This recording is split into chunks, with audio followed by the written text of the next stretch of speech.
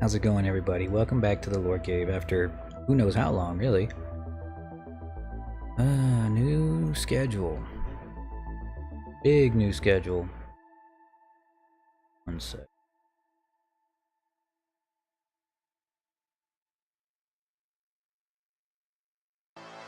There we go. Alright.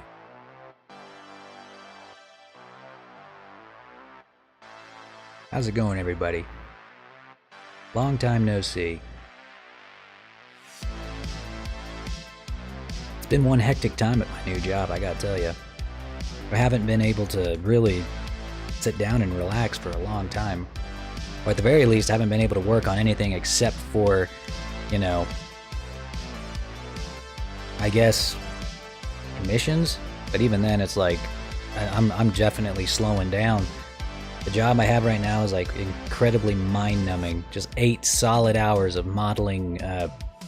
Well, I can't really say, but it's for Apple. It's a big Apple project, and yeah, it's a lot going on. But I think I finally kind of settled into my new schedule, my new job, and I'm starting on some new projects. Specifically, we're going to be working on a new tactical RPG, kind of heavily inspired by Fire Emblem.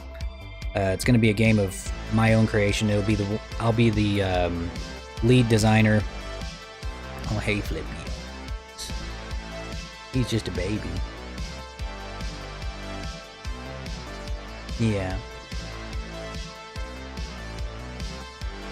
But yeah, I'm going to be the lead director on this indie project. I mean, it's not going to be something that I do for a living or anything like that. I think that the second that I turn it into my main source of income, it'll lose any and all of its wonder and joy. So we're just gonna do it for fun. We're gonna make a Fire Emblem game because it's really fun, and Fire Emblem is like one of the best IPs on Nintendo right now.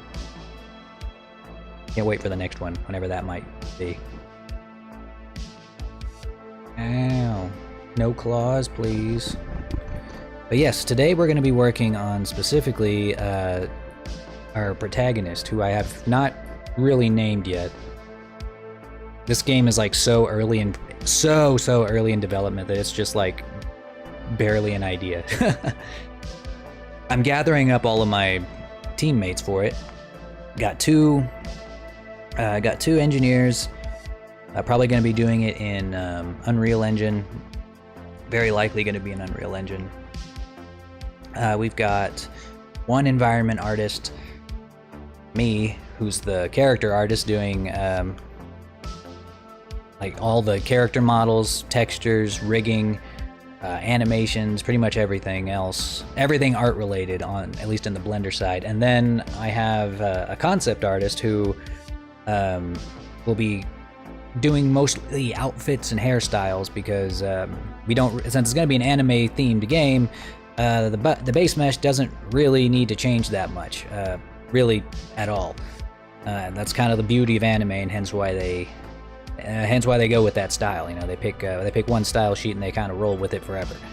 And then really you can just kind of copy paste a lot of stuff. Really speeds up the workflow. Hence why anime can just be mass produced.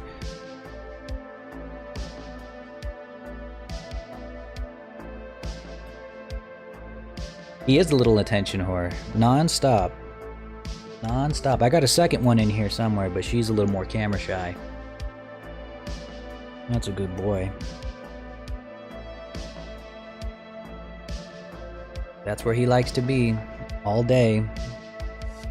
Definitely hampering in on my productivity. Alright. So, I was starting on the hair. Just getting the mesh down. It's a little dirty. It's a little crooked right now, but we're going to be smoothing that out soon. Better to just get it all down, and then we'll sculpt it using a lattice or whatever. Oh my goodness. But I think before I go any further with the hair, I almost forgot that I was going to add horns. Gotta have horns. I'm gonna go ahead and add those. Thinking I want, because he's gonna be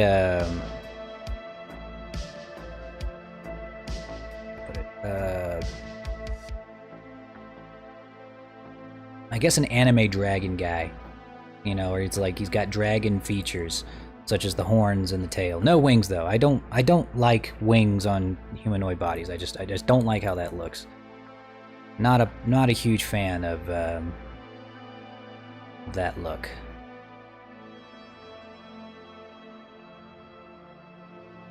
It just seems so crowded, you know, like the design is just so crowded.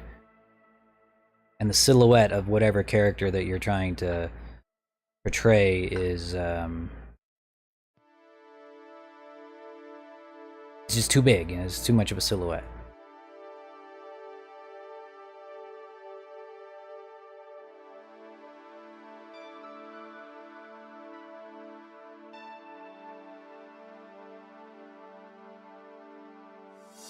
So I'm thinking horns, tail, maybe some scales on the arms. I haven't really decided yet. Maybe some scales on the arms, maybe, I don't know. We will find out soon. Alright, we'll start with one section of the horn here. Oh, I think he died. Rest in peace, Flippy. Rest in peace.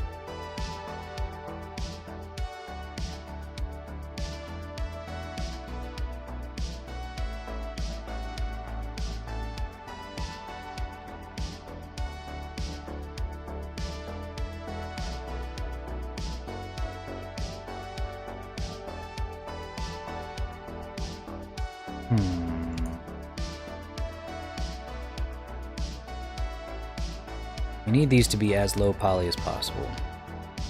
The game is going to be primarily Switch, or it needs to be compatible with the Nintendo Switch hardware, which means that every single model, every single aspect of the game needs to be as optimized as can be. So whenever we, like this right now, this is definitely like, this is pretty high poly for a Switch game, so there's a good chance that I'm gonna have to decimate a lot of this. I mean, also, like, once we add his outfit, we're pretty much gonna delete every part of his body that's not used on the outfit, or is, like, covered by clothes. I was kind of on the fence. I almost wanted to give him slides, like sandals, instead of boots, like this. But I don't know. I'm still thinking about it. I think the outfit, I want it to look something like Tabarin's outfit from Fire Emblem Path of Radiance. Path of Radiance just had peak designs, like, honestly, like the best in the whole series. Best characters, best story. It had like a billion different beast creatures, which I think is great because we haven't gotten them since Fire Emblem Fates, which I think is a huge disservice. I think they were really one of the best things that you could have in a tactics game in general. And they just stopped doing it. I don't know why. They just said, fuck it, I guess. But no more animal hybrids. We at Fire Emblem HQ are massive big brains, and we believe that anime fans don't like cat girls. How do we know this? Well, we're not really sure. It's just feels, it's just vibes.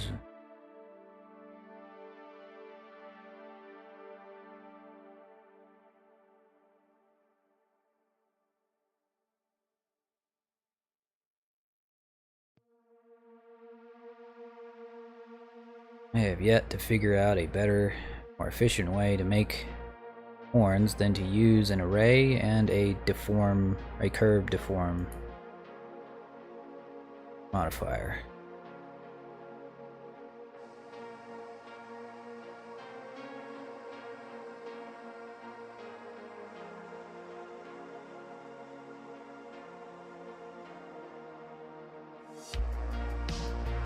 Just don't need the horns to be that big.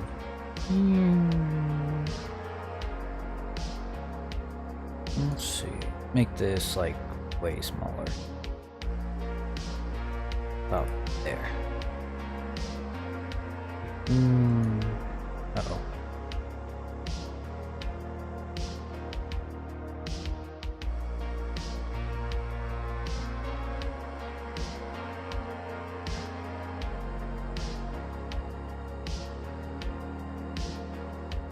There we go.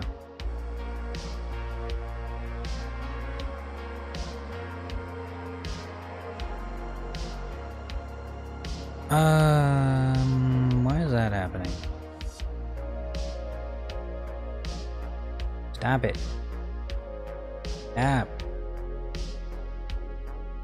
Stop. Lick yourself, don't lick me.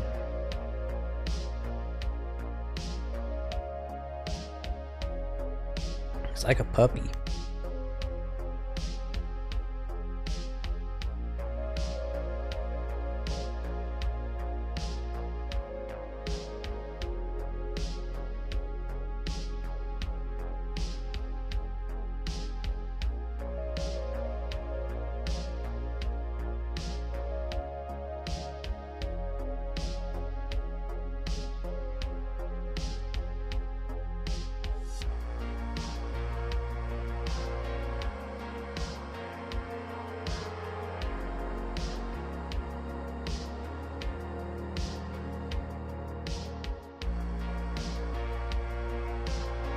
I don't know why he licks me. It must taste like cat food or something. Tastes like fish.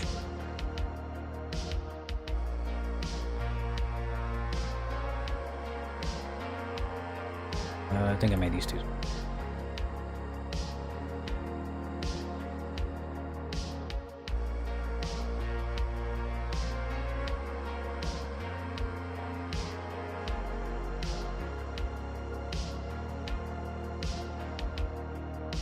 Yeah, these are too small.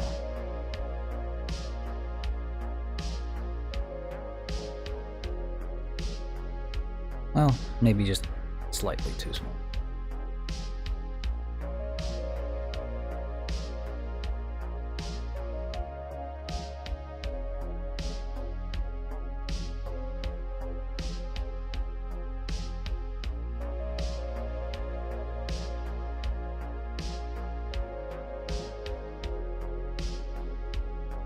Maybe he just thinks that I need a bath.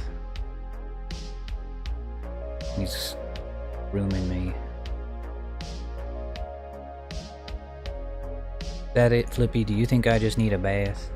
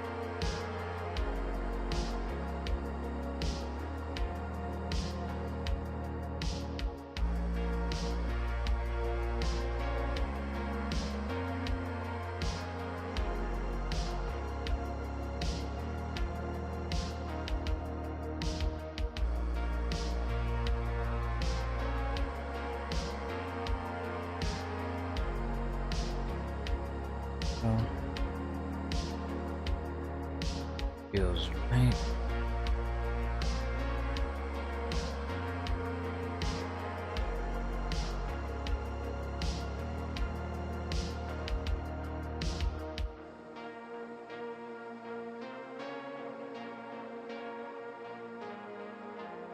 I think I want to adjust the shape of that just a little bit.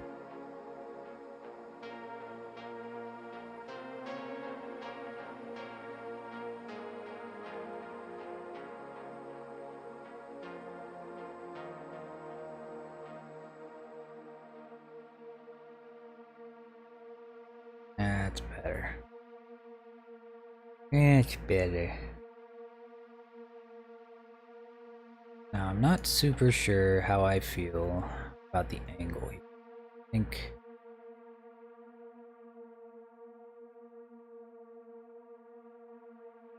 set in the roots, but they don't move quite as much or rotate around as much.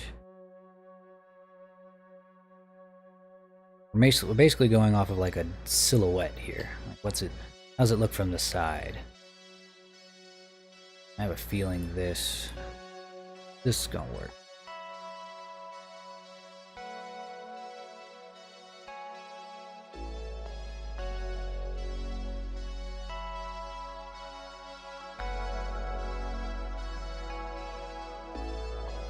Now the real trick is going to be figuring out if I want to go through the trouble of modeling the hair around the horns, or if I should just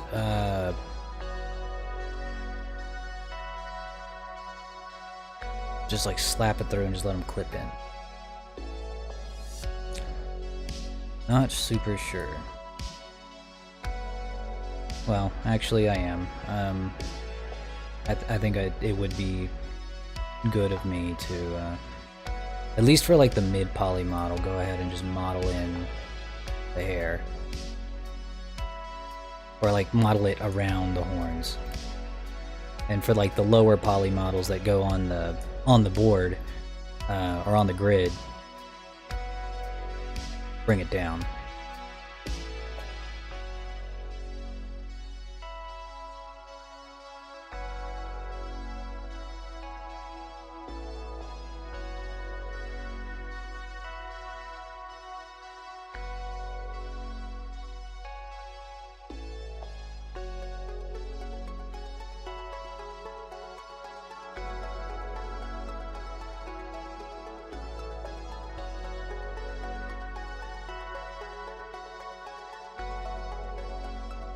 So normally, whenever I'm modeling hair, you guys might have seen me using NURBS paths and shapes like that to kind of get the base of the hair down and then do some poly modeling. Well, I don't really do that, I'm trying something a little different this time.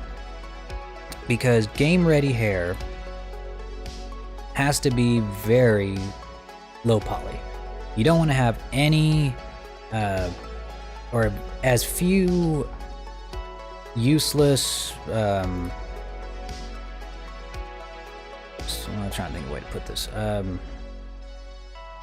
You want every polygon to have a purpose. You do not want to end up with a situation where you have a bunch of polygons that are just hidden under other polygons, because those, especially if you're making a game for the Switch, which we are, every polygon's going to count. Every polygon, every pixel is going to count towards making the game run better. Sure, the majority of how well a game runs is going to be based on how optimized the code is. Sure, I know. But having unoptimized models from the get-go sure as heck isn't helping. Old Scratch is dead, never coming back. I ain't never wearing that mask again. Hell no. Hell no. Hell no. Shit was hot. I live in Texas, dog. I can't be wearing that stuff anymore. I'm too old for that shit.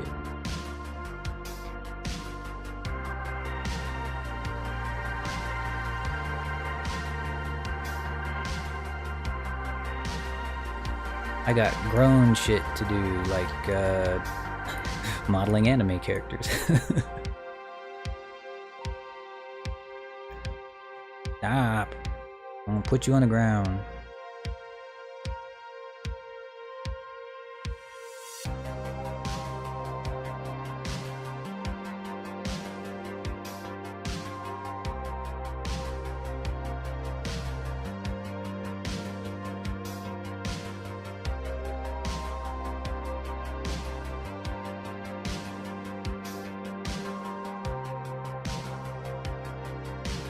I've also been using the snap tool a lot for making hair. One thing I've always had a problem with whenever I use NURBS paths for hairs is, or for like stylized hair models, is that there's always these gaps in between. And this really helps minimize that.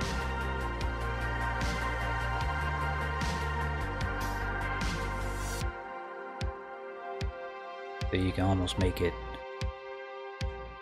perfect. Alright, goodbye, Flippy. Turd head.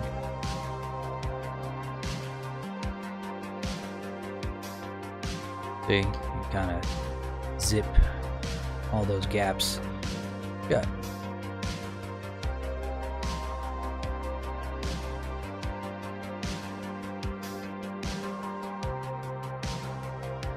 This is a much more time-consuming process, but it's a good thing I'm not on any kind of deadline.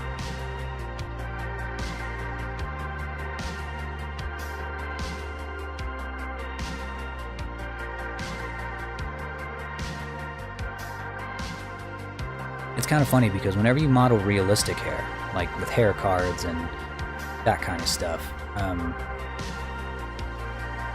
you kind of want there to be some bald spots, some gaps, especially at the roots, because it's what makes it look more realistic. Makes it look like you're actually modeling human hair. But for... Oh, why is that not doing what I wanted?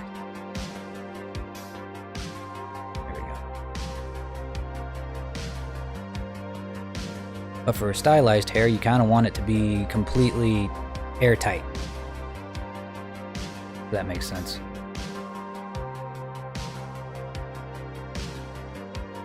I think once I turn this into a mesh... Actually, I might as well just do that right now. I'm pretty set on these horns. I'm just gonna make a copy of them.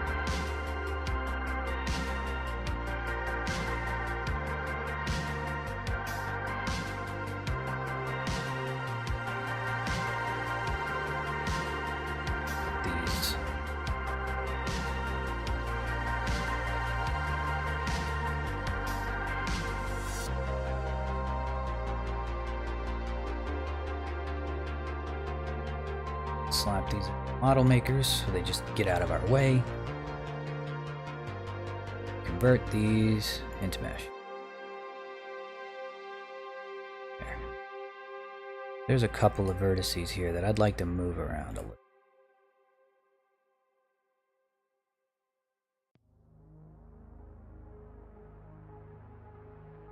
That.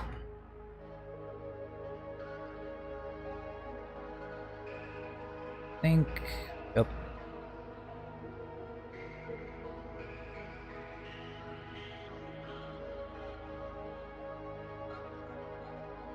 Wait a minute, what?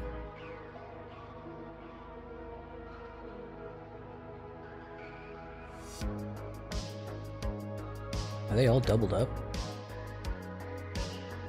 I think so.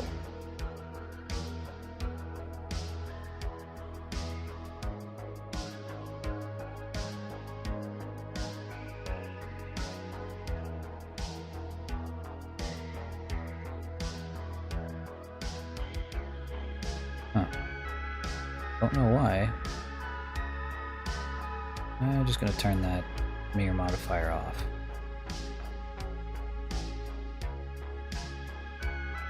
Oh, I know what it is. Because I didn't hide them. The duplicates. There. There.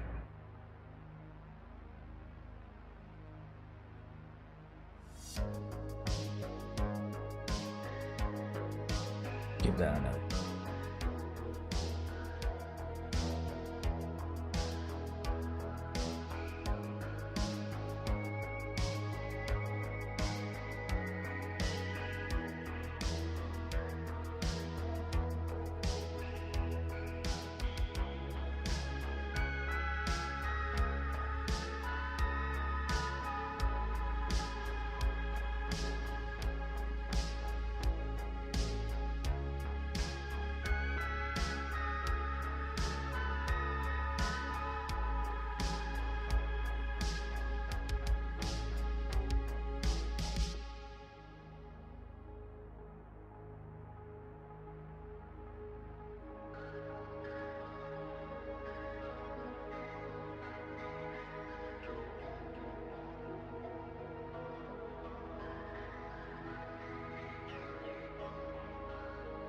That'll do it.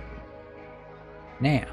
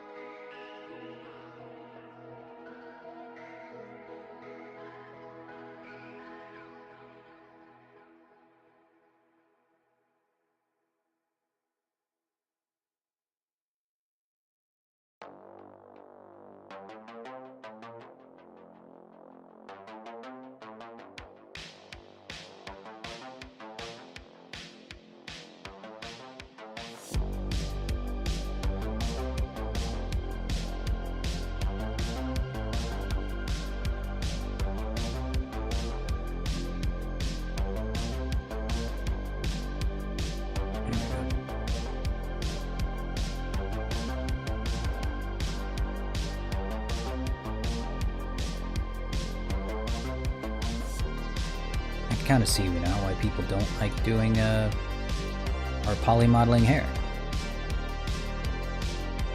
It sucks a little bit. It kind of sucks, just a little.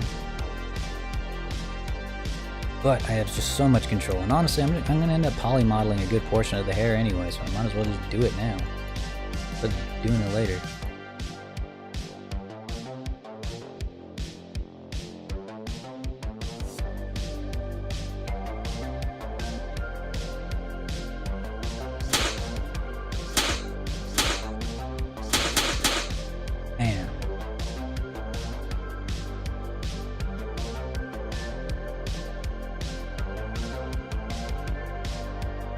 Forgot that I set the hotkey for the confetti to the same hotkey I used to merge vertices. Great.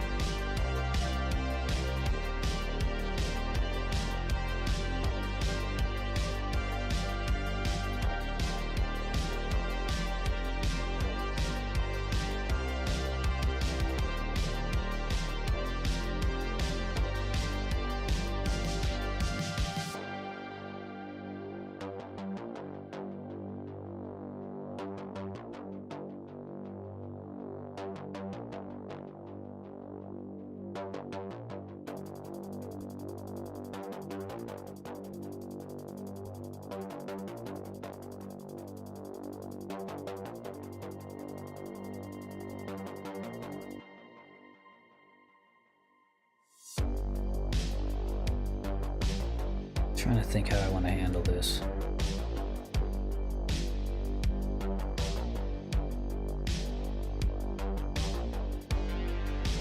Going around. I think we have a pretty strong part in the hair here.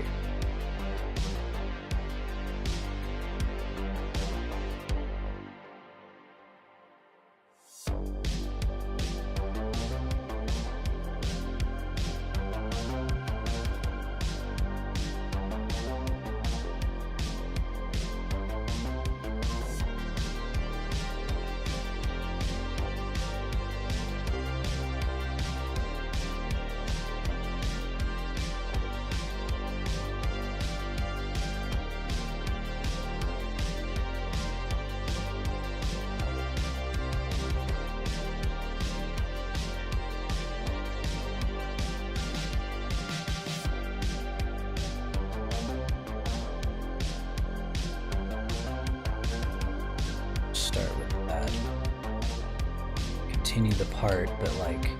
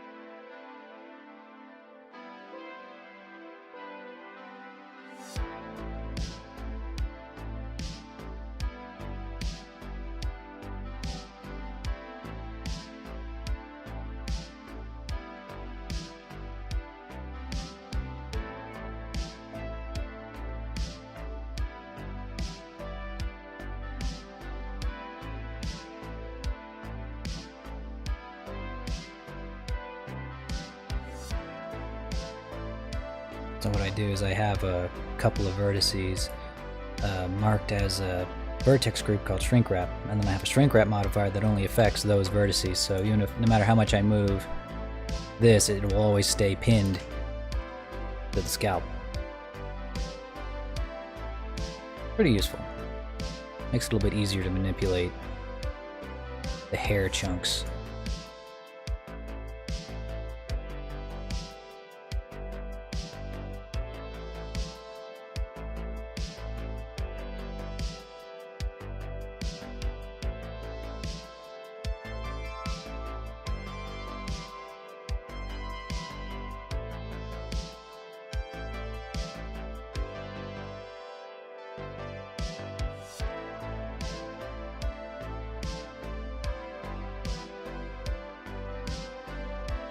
I don't think I can... Can I? Flip it to itself? Yes, I can. Gotta make it happen. There we go. Because I don't want them to actually merge into a single mesh. Really, I just want them to be somewhat close. If that makes sense.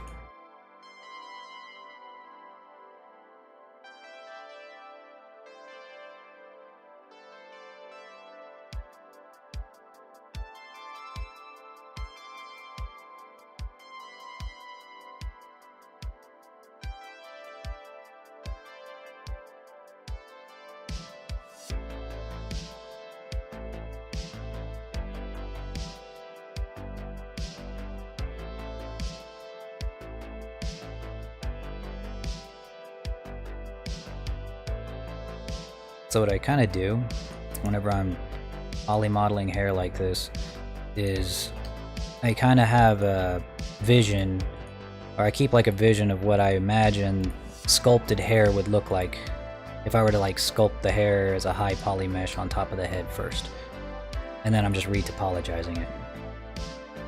So I have like an imaginary high poly mesh right here that I'm thinking about as I'm sculpting this, or as I'm, I guess, shadow retopologizing. I know that would make no sense, but I do what I do.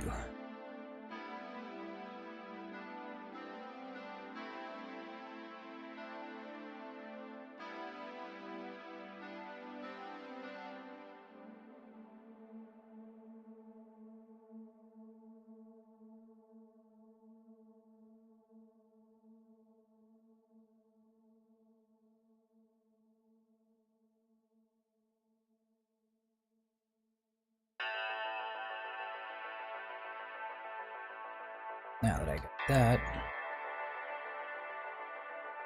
pull out the strand. Start kind of working it around the horn a little bit.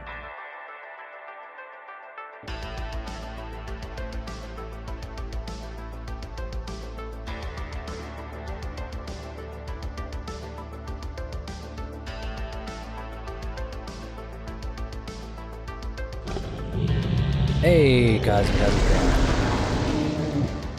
Crazy, I'm streaming again. How about that? Finally kind of got settled into my schedule a little bit, so now I feel like I got enough juice in the tank to start streaming again.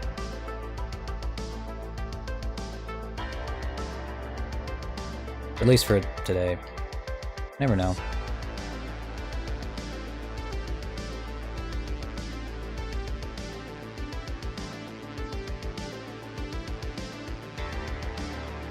We're working on the main protagonist for the game. Guess you'd call it. Alright, we're calling it Project Fire Emblem Fusion for now because we don't have a title for the game yet. That's usually one of the last things that you, not one of the last things, but one of those things that you don't really have first. Really, it's not one of the first things you do as a game dev. Indie game dev.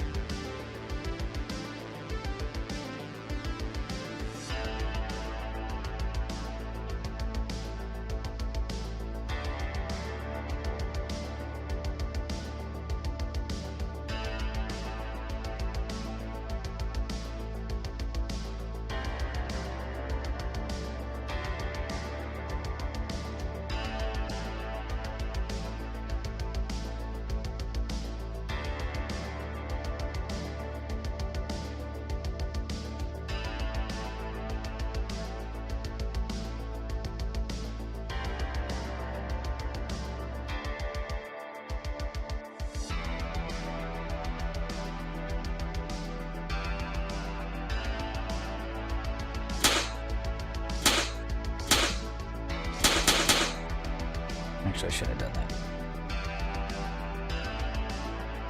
I'm just not going to change that. The redeem hotkey. I'm just going to leave it.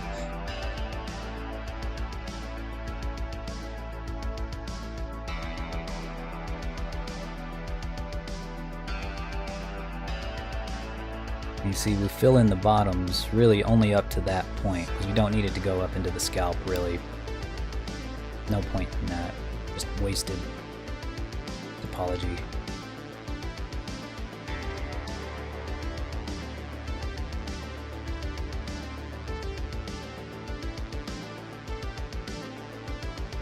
Yeah. Betty again.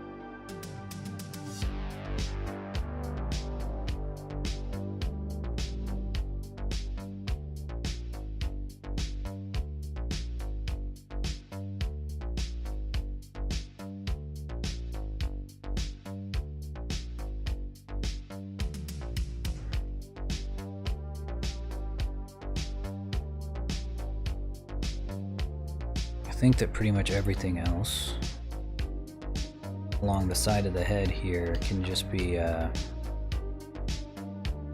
connected right here.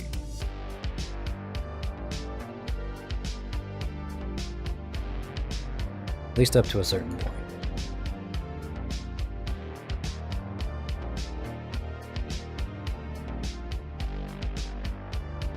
It's like about right there.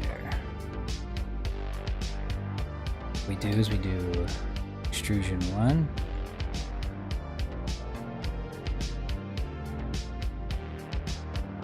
extrusion 2,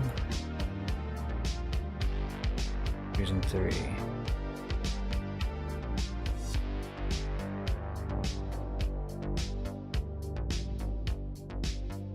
Smooth it out a little bit.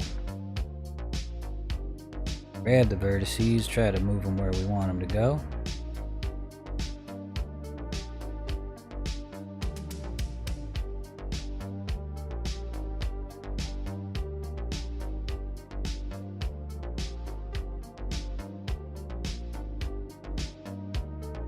In case y'all couldn't tell, I've been playing a lot of Fire Emblem lately.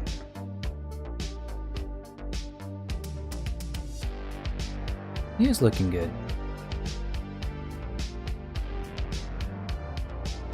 Going on my Fire Emblem stints and then I'm stuck on it forever.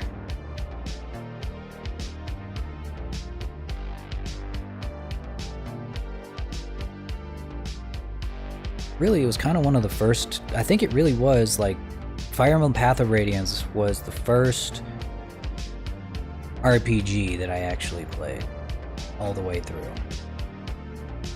Yeah. Yeah, it was definitely Fire Emblem Path of Radiance. I couldn't imagine any other game taking that title.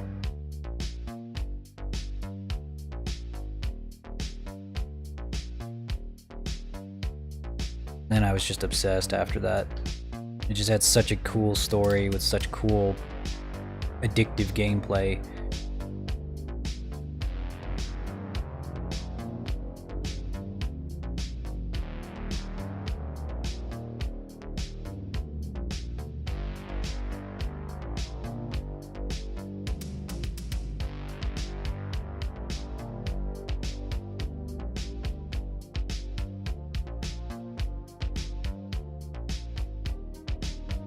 trying to think what's the best way to do this.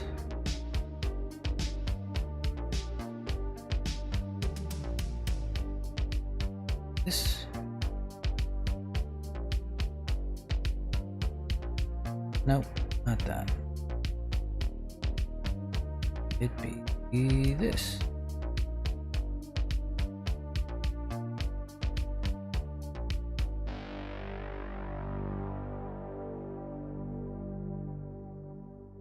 That's it.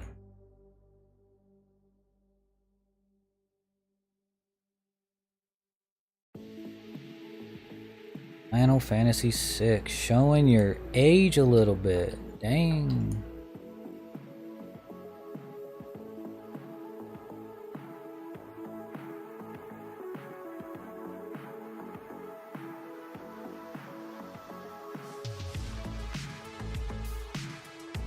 I asked another friend of mine to join our dev team, and she was like, she didn't realize that there had been like several, like maybe over a dozen Fire Emblem games since the 90s, and the only one that she was ever aware of was like the original Shadow Dragon, which came out like forever. That was the first game, I'm pretty sure.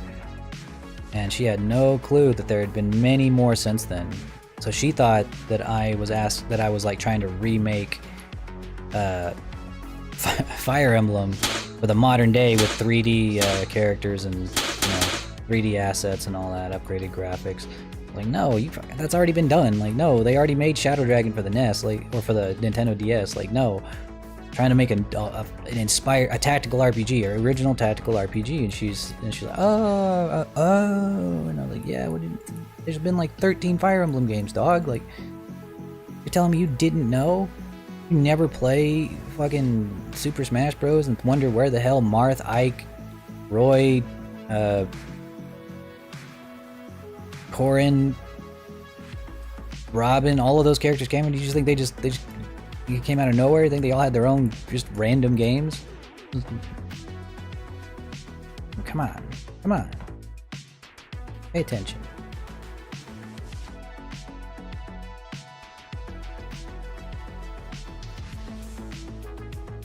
Probably gonna be a relatively short stream today. I only have like, I think 2 more commissions like left over from before I started work. Once those are done, I'm probably not gonna take any more.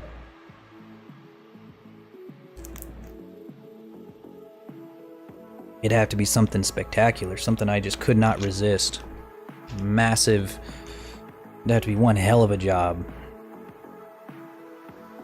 Or something so small that I could finish it in an afternoon and I need some extra cash.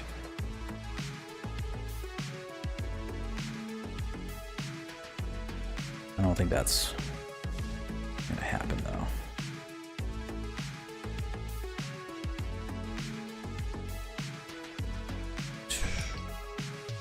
Let's see. Kind of just zipping these together a little bit.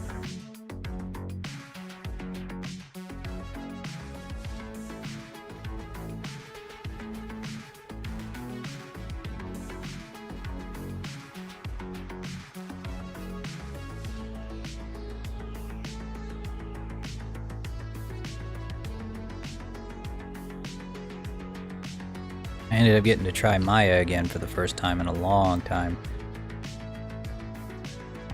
Safe to say I don't like it. Blender's better. Blender's just better. And people are like, oh, you're just biased. I'm like, yeah, I'm biased, but also Blender's just better. Yeah, you're biased. Biased, that's not an argument. Yes, of course, everybody's biased. Blender's just better.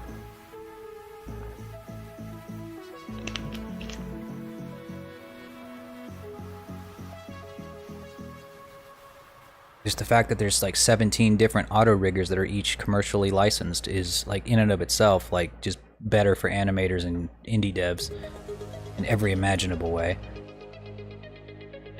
The only reason that Maya might be better for an indie dev team is because most people who got like a degree in 3D art or in character design or video game art or whatever probably used Maya in school.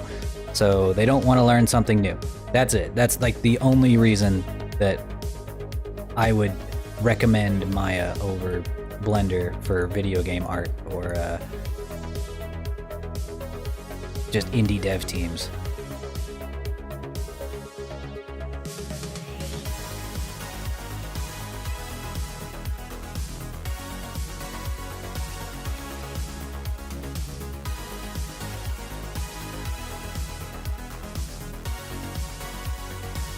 So this is going to be our top layer of hair here. I'm trying to figure out. I'm going into this almost entirely blind. I don't have any references, no concept art, just a dream. Going in entirely blind here.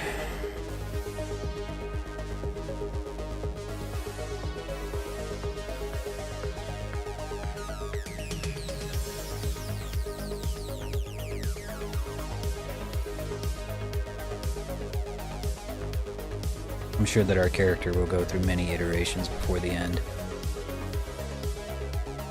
But considering I'm the lead director and lead artist and creative director and texture artist, rigger animator. Maybe not that many. I imagine I won't make myself do very many revisions. For everybody else, yeah, they're gonna do a billion revisions. They're gonna do them for free.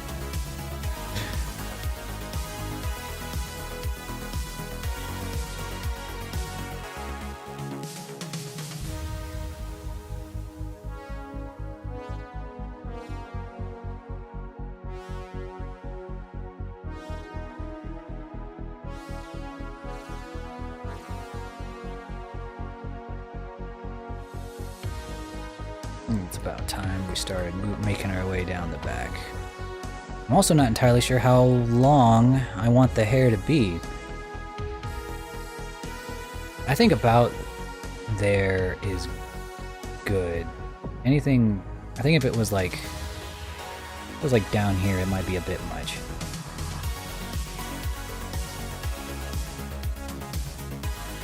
So yeah, let's just do it there.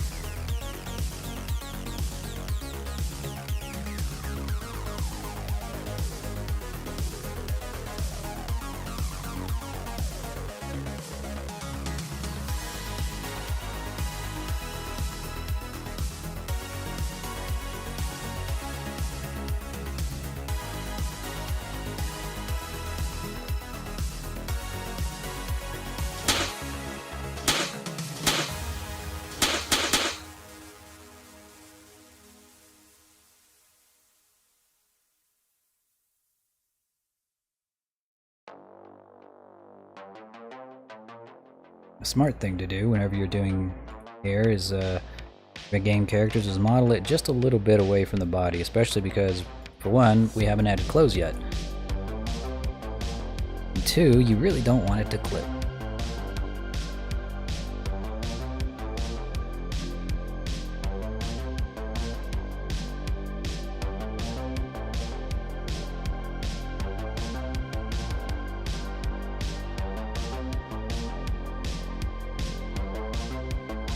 I also haven't decided on his color scheme yet either. I'm kind of really leaning towards... I was kind of leaning towards this, but then I thought to myself, you know what? We're already kind of making Fire Emblem clone here. Probably don't want to have the same, like, staple blue hair protagonist that Fire Emblem is very, very famous for.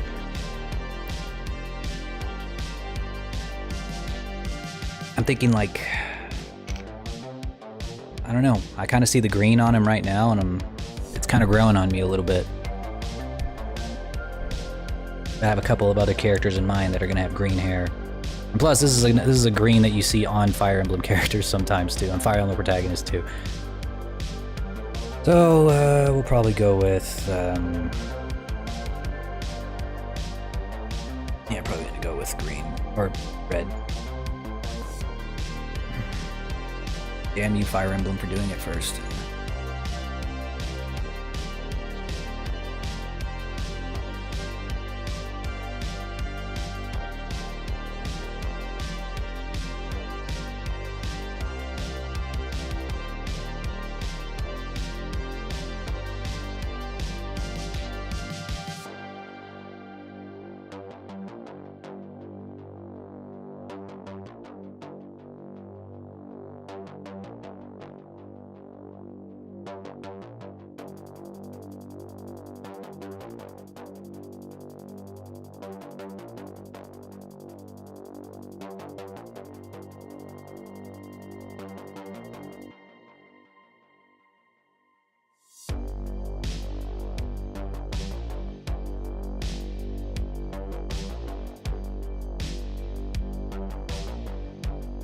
I better not mess with that too much.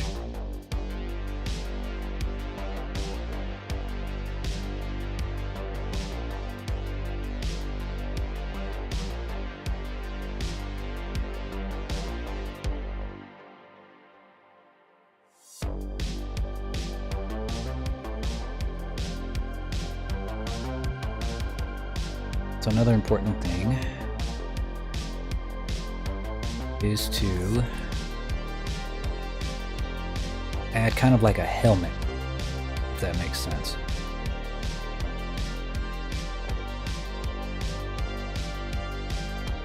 I think it'll start right around here. It's kind of like the bare minimum amount of hair that they're gonna have. Usually it's like round here on the neck.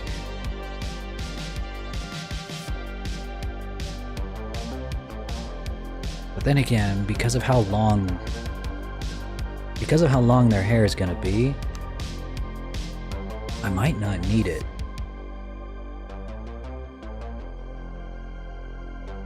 Yeah, I don't think I need it. No helmet. Instead, we'll just go straight into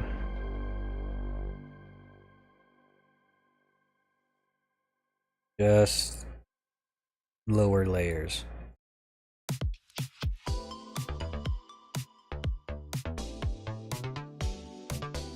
Now the thing about this lower layer is that it's probably going to move as one solid unit of hair, just a one large clump rigged together. So I believe the best thing for me to do here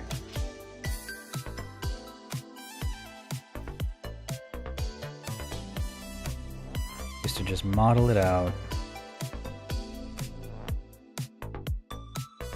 I think I might make these a little bit thicker too. Larger, thicker. And maybe to save myself some time, I will model them with a mirror modifier on.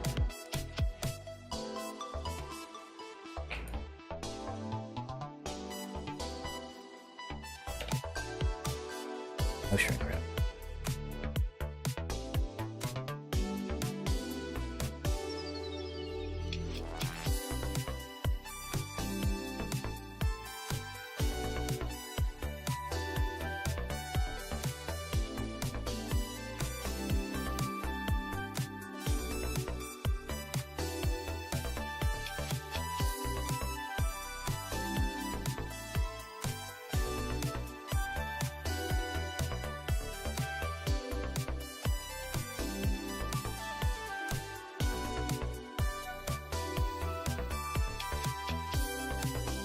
I love having this much control over the mesh. Like, control shapes or like NURBS paths are really good, really convenient at times, but really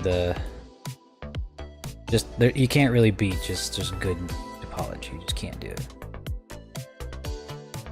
And if you know what you're doing, you're going to be able to control it just as easy, if not easier.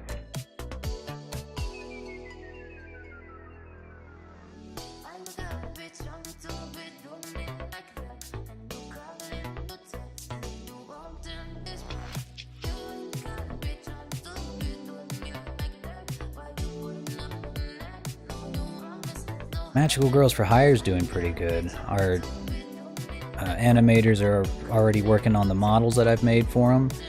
So all I really have to do now is wait. It's kind of out of my hands now. Well, I guess, you know, once I get the updated character design for the fourth character in the lineup, then I guess I can start on that. But I guess, and there's one more character that I gotta rig. But other than that, it's kind of a done deal. The game's almost pretty much done. Well, not done. That's a ridiculous thing to say. No, the game's not almost done, but it's the vertical slice is almost ready to show to investors.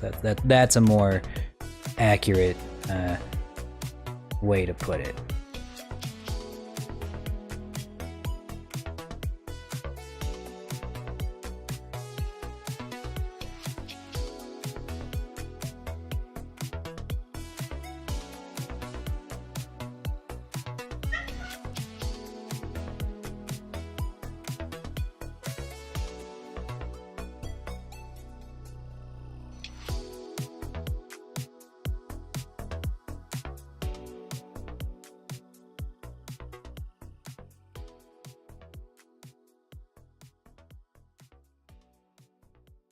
That's kind of what we're working on for this too, is just to get a really, really good vertical slice for demo and apply for a grant. That's pretty much it. Oh, hello, Flippy. Welcome back. Have you decided to return? You miss everybody? Miss you.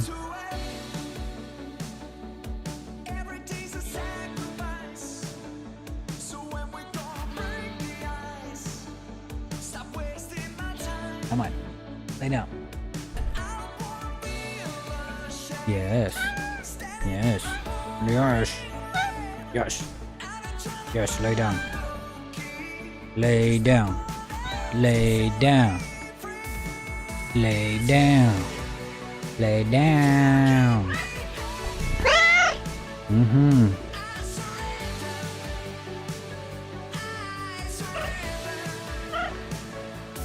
I also have this model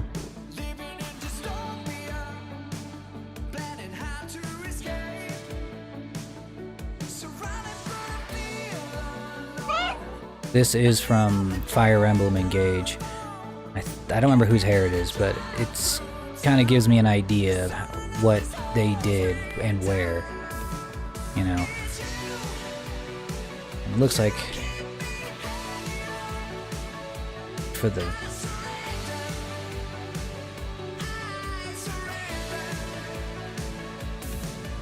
interesting.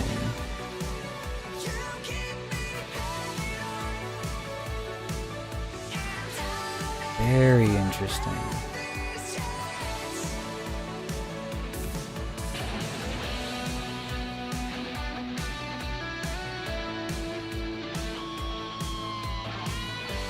I don't fully understand what I'm looking at here.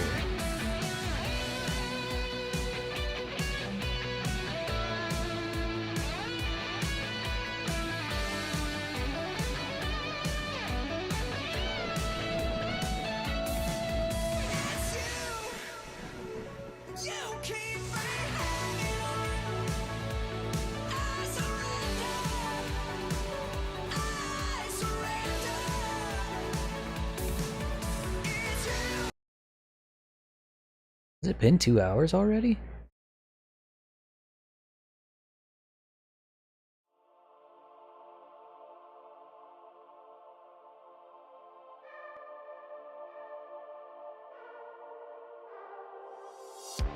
Huh. There's no way.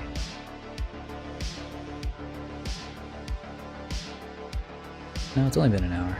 Oh, somehow I went through a 2-hour playlist in,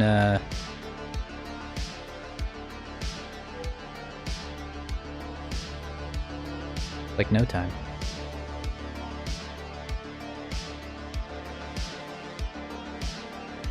Let's see.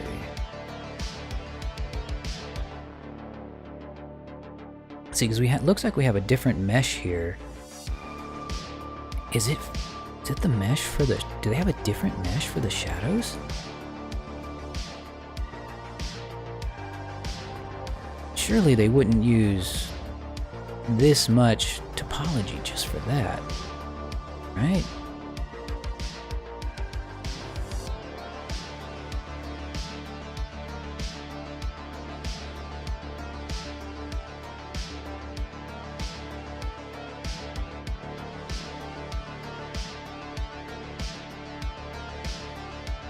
There's no way.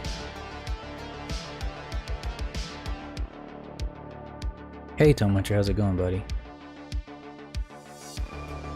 I guess maybe they did. Or, you know what, let me look up an image of, I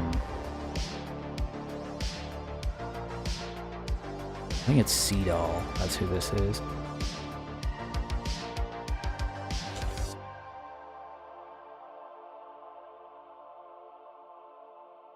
Yeah, this is his hair.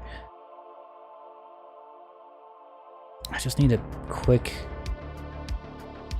image of him, or like a quick high-def image of him in-game.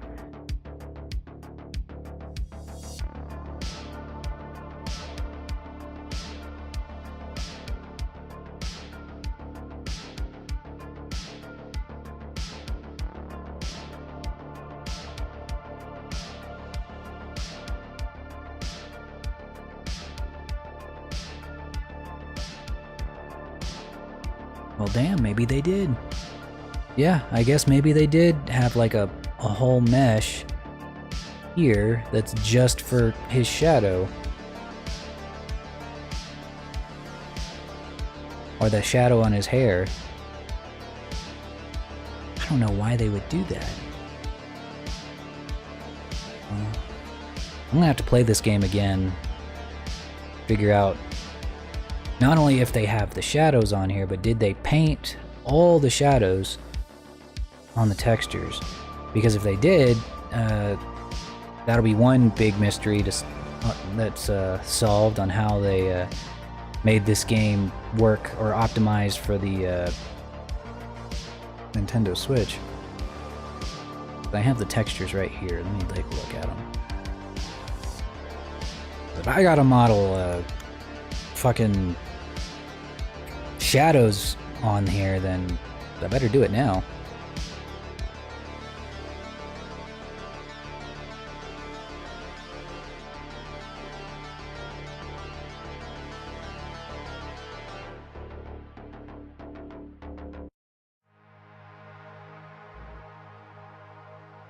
Okay, so from what I can see, it looks like they painted on some shadows, but not a lot. Can't find a texture of the body though.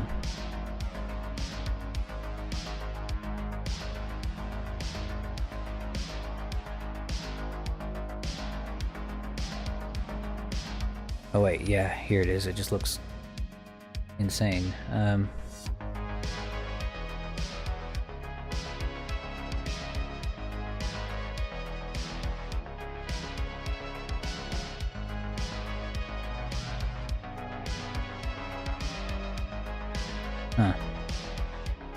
I don't know.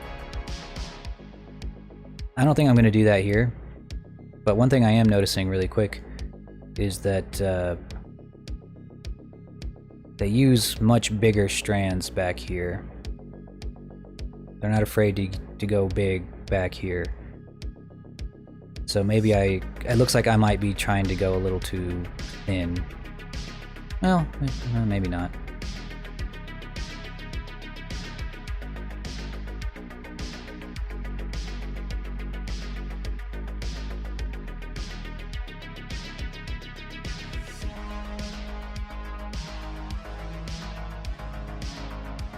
Cause it's not a ponytail. He's not gonna be put in a ponytail.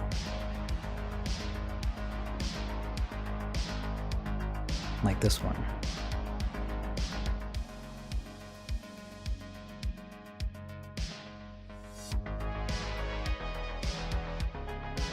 I guess another question is it connected? It's not, but it's just lined up nice and snug.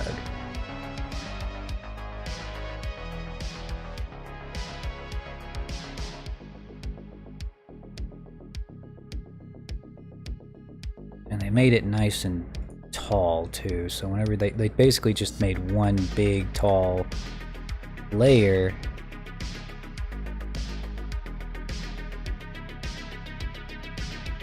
Connected them at the top and then made another big connection here at the bottom. Okay, I know what to do. That's what we gonna do then.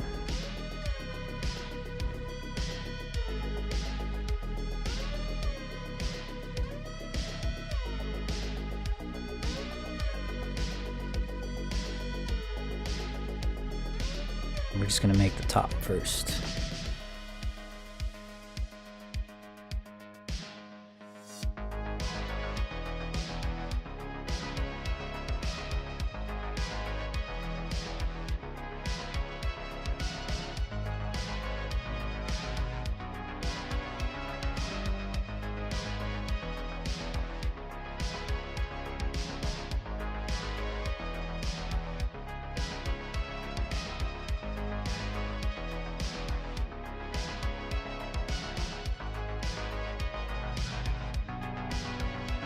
And how many was that?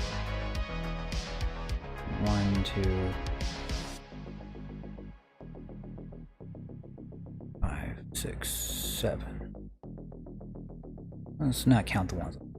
1, 2, 3, 4. Okay.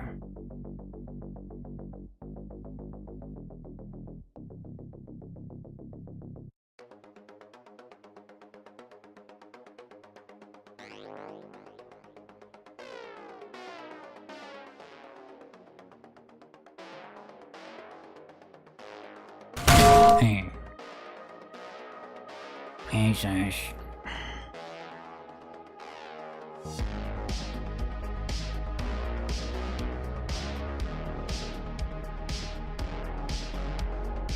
How's it going, buddy?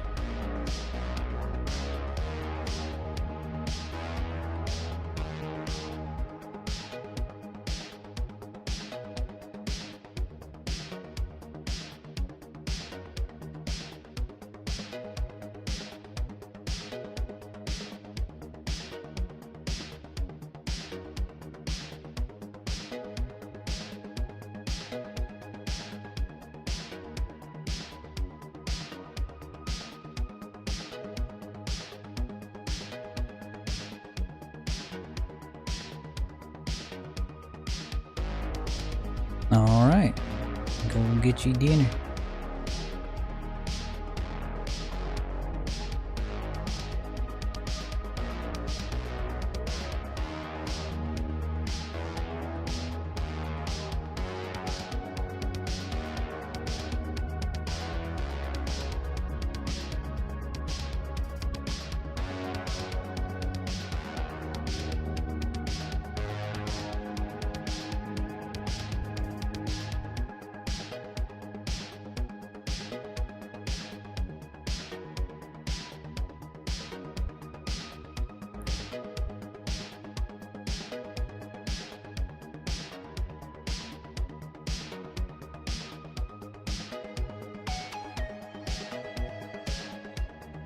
Really important that the back of your hair looks really good, because there's a good chance that if you have a third-person game, you're going to be seeing a lot the back of this character's head. So, just a good thing to keep in mind.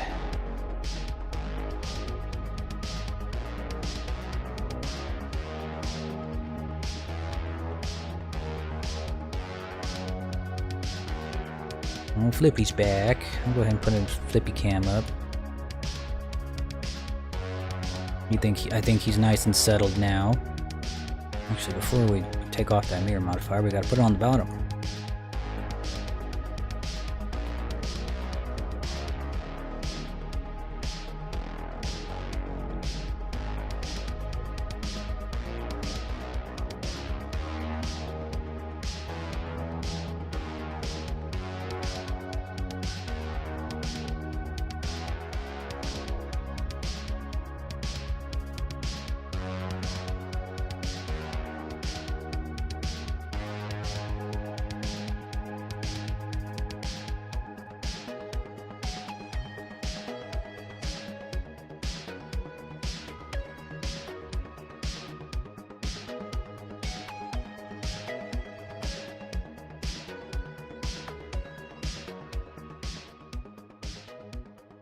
I do also like how flowy the Fire Emblem character's hair is. Like, whenever you look at the girls, they have really long flowing hair, but they just don't, it never clips into the body because it's just like, it's so far away. Like, it's just a fucking mile off of their back because of how high it's floating.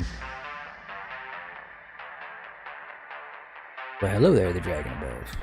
Am I the dragon beneath? Dragon below?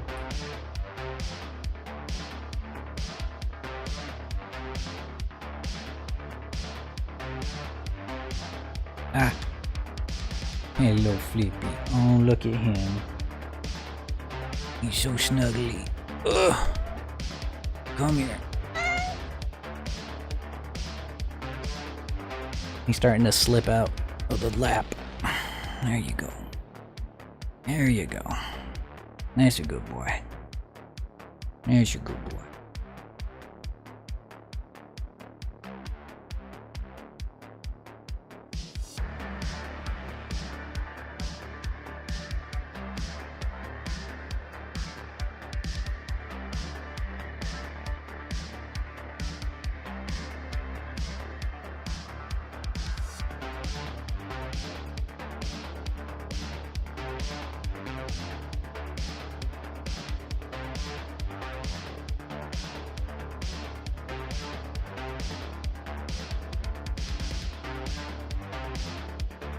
This guy is gonna be the protagonist in my Fire Emblem-based tactical RPG project.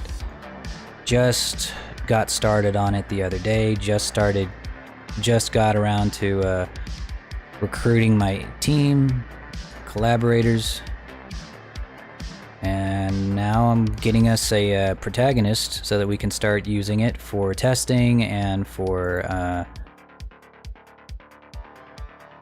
promo images, all that cool stuff.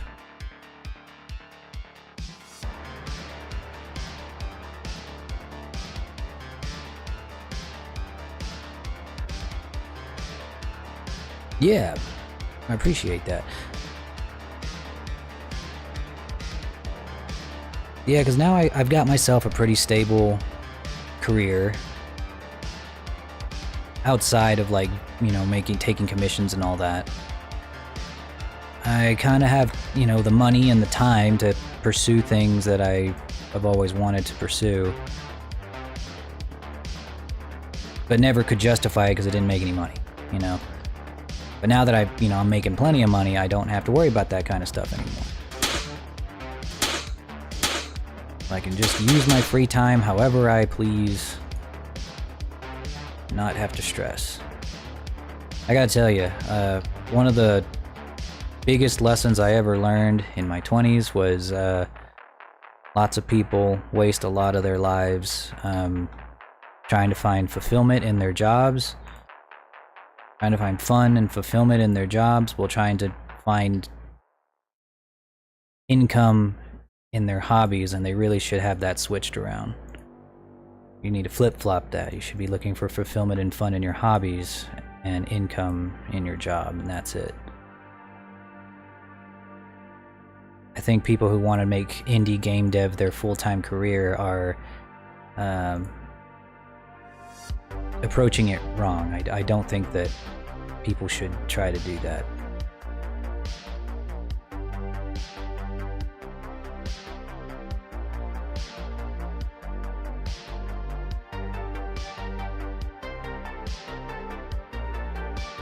Unless you're like unless you don't really care, you know, like you're like, yeah, I'll put out anything, you know, I'll put out any, you know, super niche, tiny video, voxel art game. I'll put one out every year or something, and like, I'm like, I mean, I guess that's you could do that if you want to, but I would not recommend it. I mean, I'd rather put out like one absolute magnum opus that I can look back on and be like, damn, dude, I made that shit with my friends. Rather than like, you know, 17 games that I'm just like, yeah, I would never play this, but you know, I made it, I guess.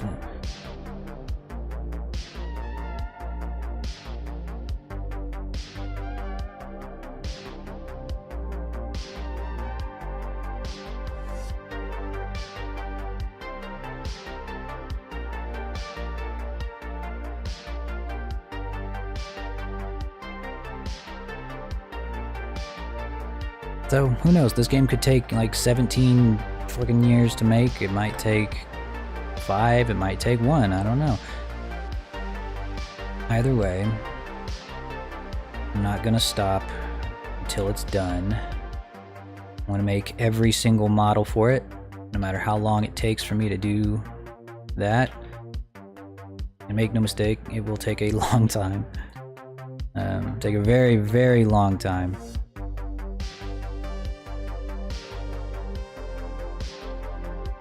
But it's gonna get done.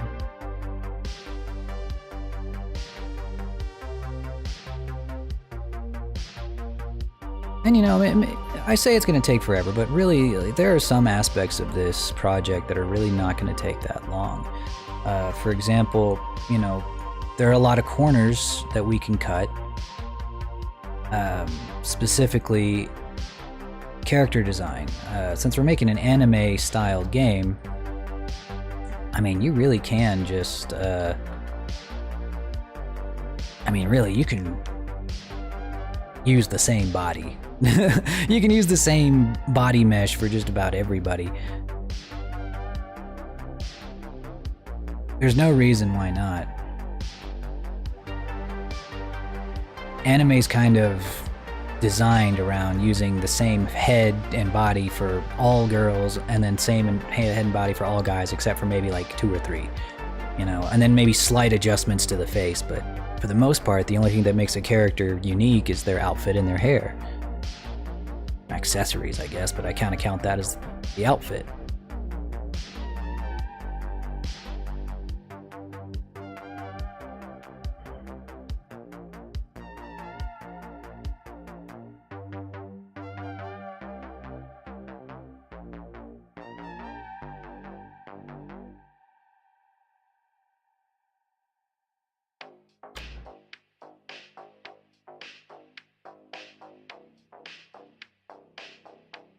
So that'll be one big corner that we're going to cut.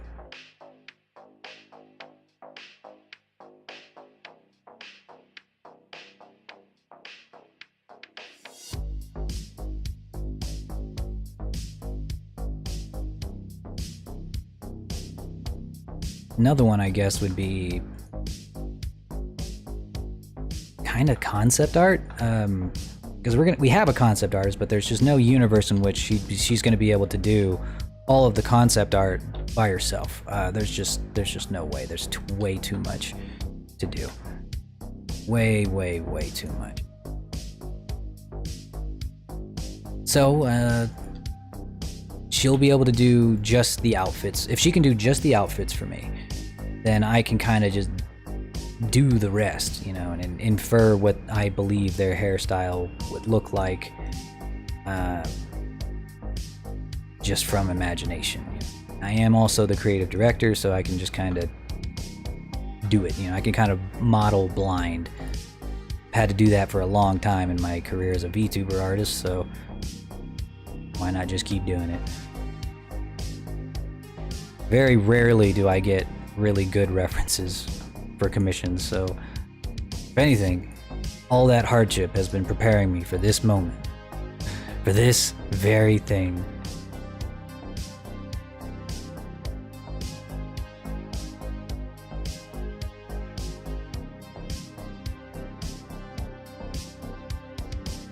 Oh.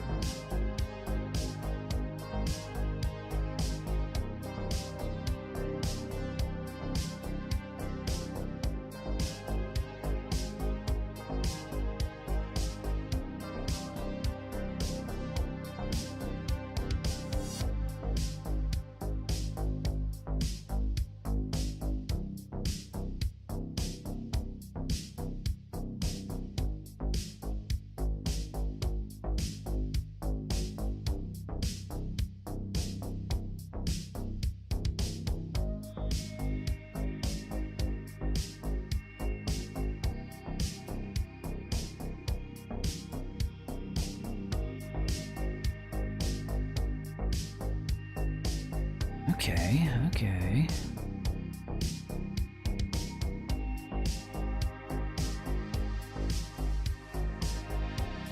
Go ahead and apply that modifier because I think we've got everything that we need with the mesh. And then we can kind of sculpt it to kind of fit the head a little bit the way that we want it to. And of course, make it a little less symmetrical. You want as many things to be symmetrical as possible, at least when it comes to painting textures, so that you have as much resolution as possible, but when it comes to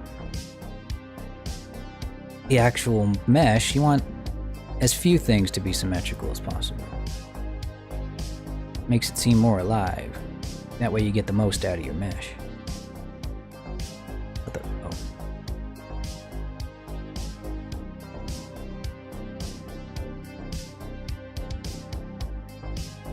Kind of get sick of looking at that.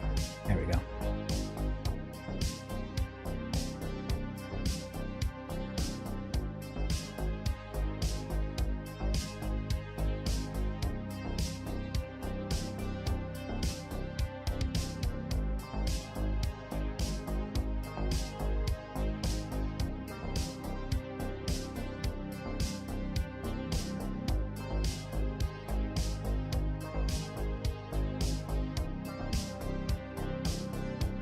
Oh yeah, I'll be sharing updates and stuff in the Discord and social media and all that.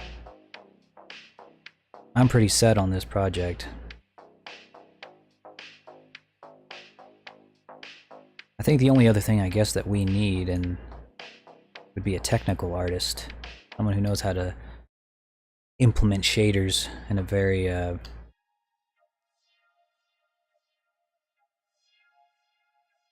efficient way or optimized way. It's like I could do that. Like this is a skill I could figure out, but man, I'm already gonna be doing so much.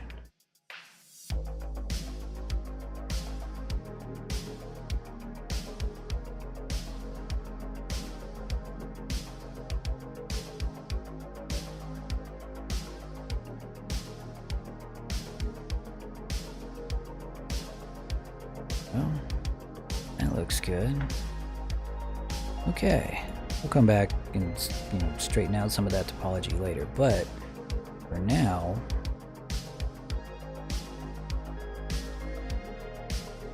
I want to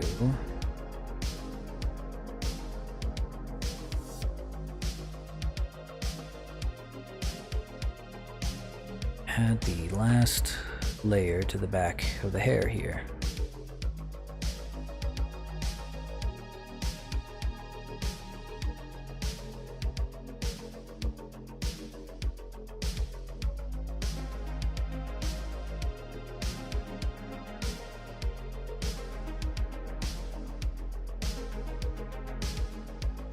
I might add one more like free flying strand kind of going down here. See if I even need it.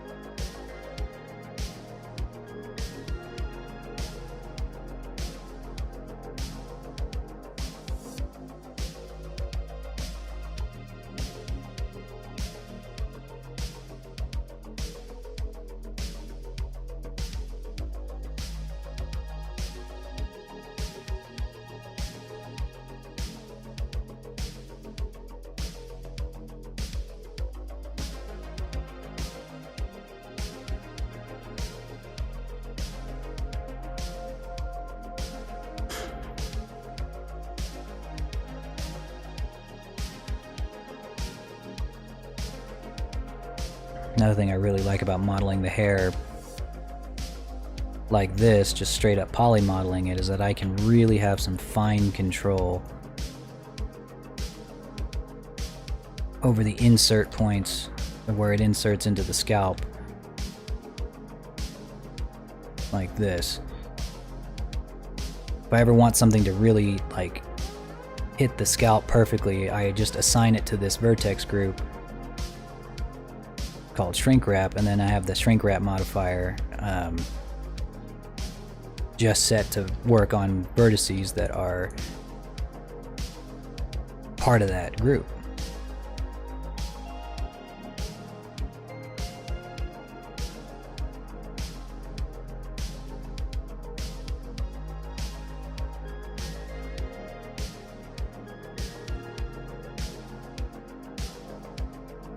So I can get that like really close.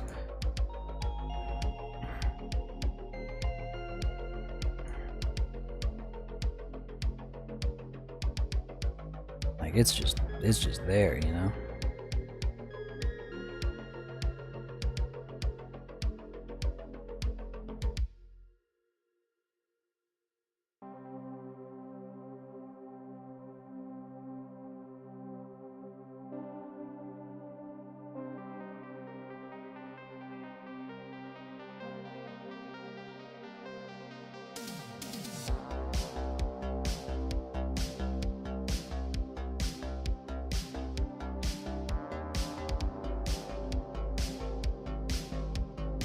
There we go.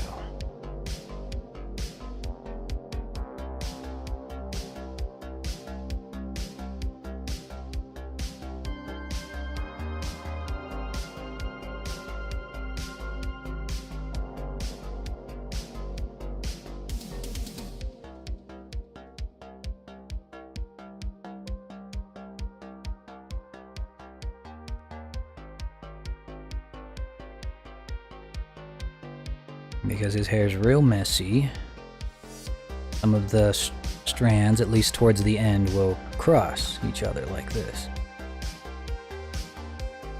And that really, really adds just a little more liveliness to his hair.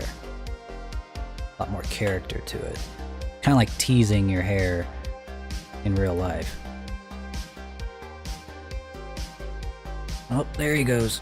You scared him away, Kazi. No! Alright, Flippy's gone. Scared him away. Gone forever.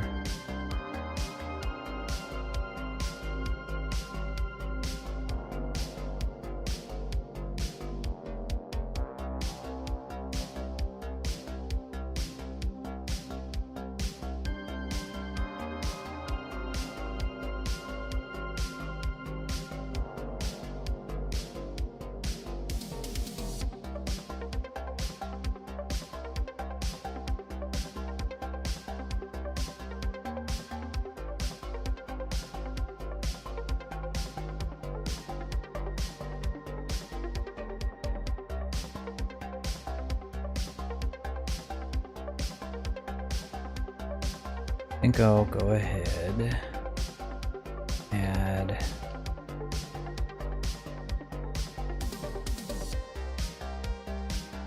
some more of these.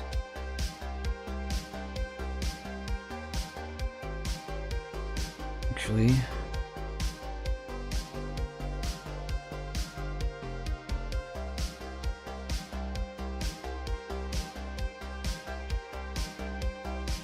mark that seam, so maybe I can just select that. Yeah, just this one. So I think I want that part to kind of creep back around over here.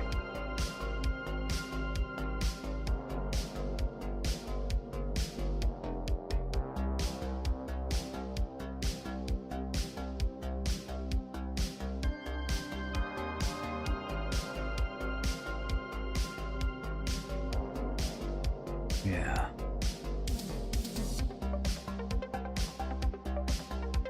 Because I really wanted this part to be like really far over to this side.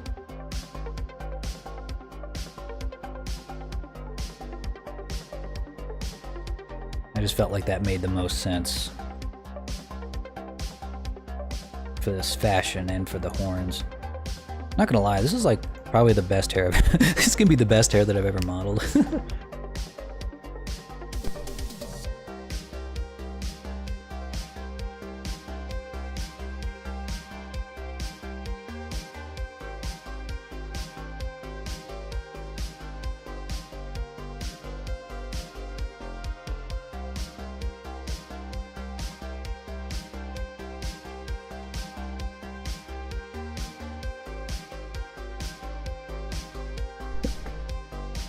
You know, I just realized I was muted, but maybe if I was just saying, maybe I turn this into a VTuber model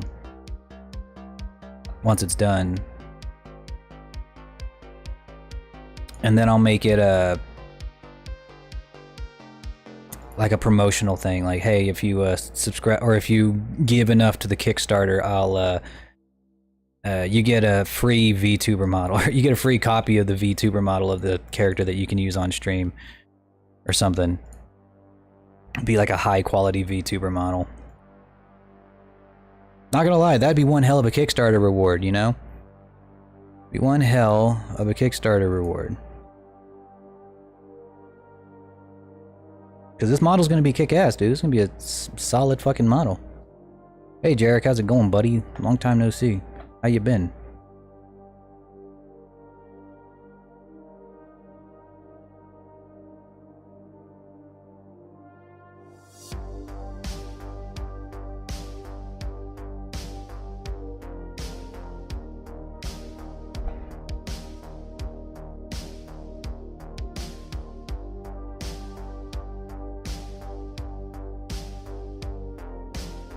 I'm glad that the YouTube business is still, I won't say treating you good, but treating you. It's treating you something.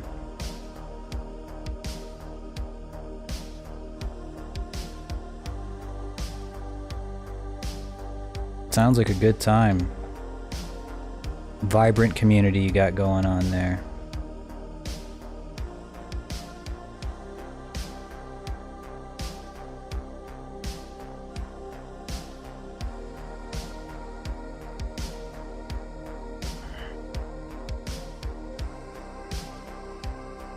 I've just been getting settled back into corporate life. I'm a corporate guy now. Yeah. Ooh.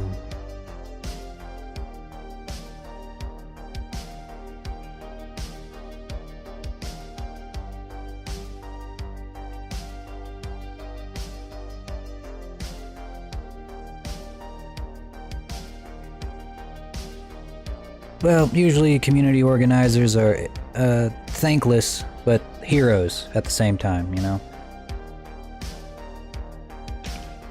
Unsung heroes. Truly.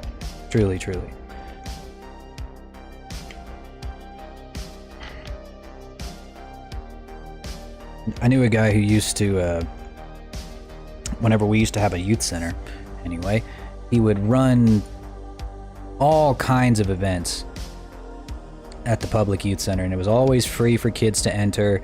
It was always something they could do. You know, it was very accessible kind of activities, and he always paid for it out of pocket. And he's not like he made a ton of money either. He had just like a pretty normal job. It's just that he was able to bankroll it because he himself didn't have any kids.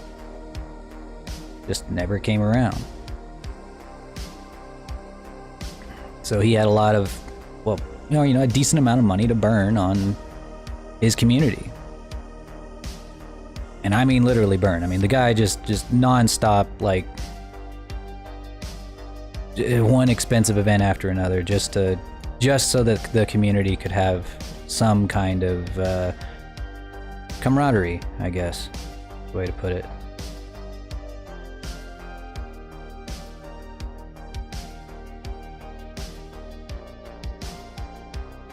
Yeah, you and me both, dude. You and me both. No kids yet, and no plans to have any for a while. So, you know, I'm not making a ton of money at my new job. Like, I'm really not. Like, it's nothing to really truly brag about. But because we don't got no kids, it feels like a fortune. It feels like just an immense fucking fortune. I almost feel like I'm making too much money, even though it's really not that much money.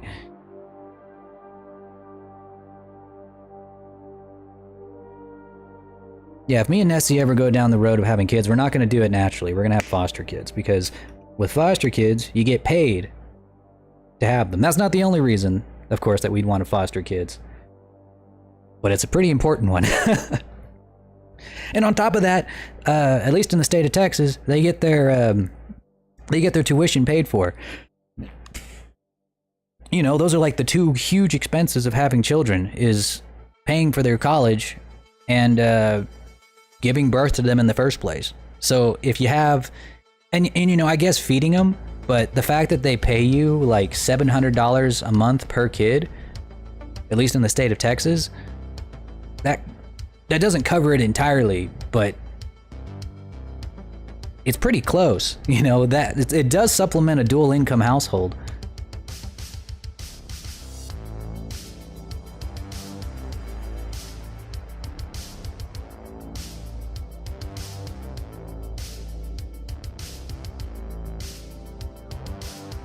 How's it going, Sir Grenadier? Yeah, sure. I'll answer it if I can. Anytime. Blender's hard. It's like the opposite of learning how to play the bass, you know? Playing the bass is like, it's easy to start, but really, really hard to master. But Blender's the opposite. It's like really, really hard to start. But unironically, like, people think I'm crazy when I say this, but like, it's one of those things that's like really, really hard to start, but actually really easy to master. I'm not even joking. It's such a silly thing to think and say, but it's kind of true.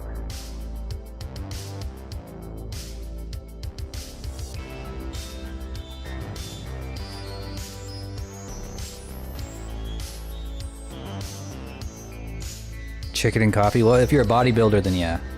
Yeah, if you're a bodybuilder, then you can put chicken in a blender. You can put anything, you can put any meat in a blender, and you kind of have to, because the amount of calories you got to put in, especially if you're a hard gainer. So yeah, it won't taste good though. It will not taste good. I'm sorry to say.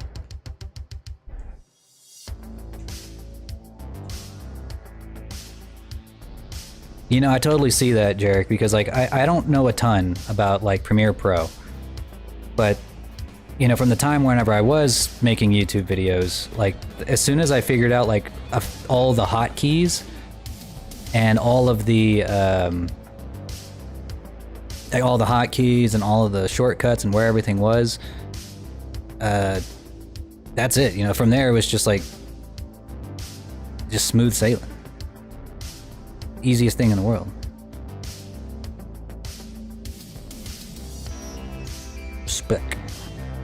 Respect.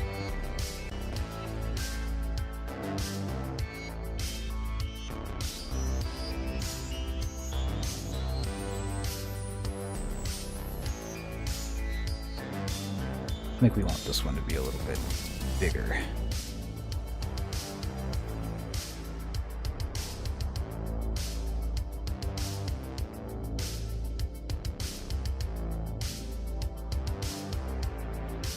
And I would like for it... Oh, damn it.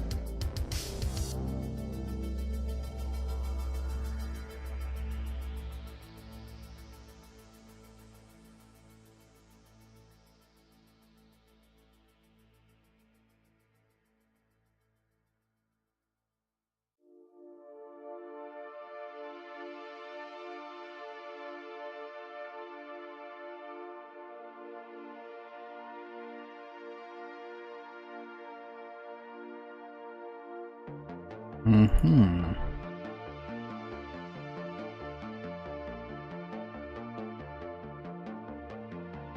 I mean, at what point, like, how late can you wake up before you just straight up slept for 24 hours and like you might as well just sleep for the remaining 24 hours to wake up the following day, you know?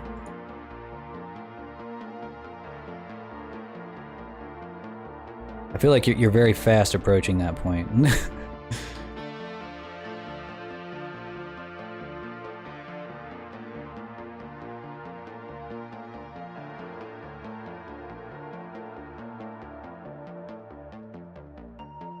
Okay, that is true. That is true. Me and my goddamn normal ass 9 to 5 sleep schedule bias is showing.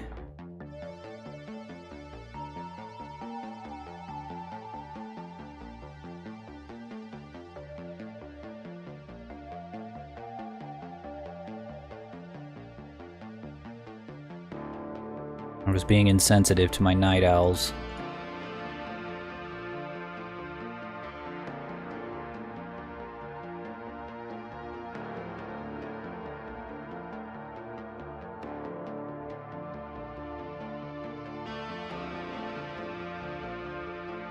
What's funny is I've never worked a honest to God, like, 9 to 5 job before.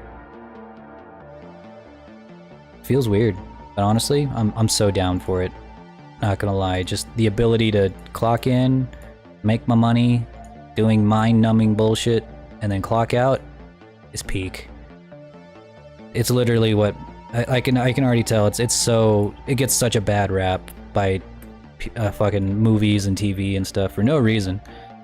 Telling you, man, 9 to 5 is the actual dream job.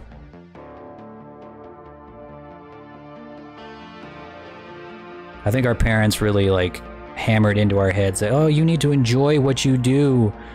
You need to find your dream career and accept nothing else. But actually, you shouldn't try to find your fun and fulfillment in your career. I mean, if you find it, great, but don't like fucking actively pursue it. If I've learned anything in my 20s, it's that.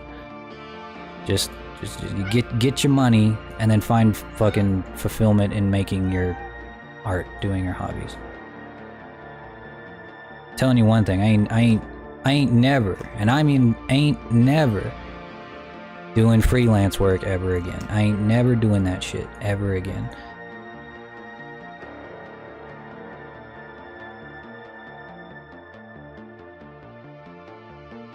That is true. I mean, it is kind of a point of no return once you get to a certain,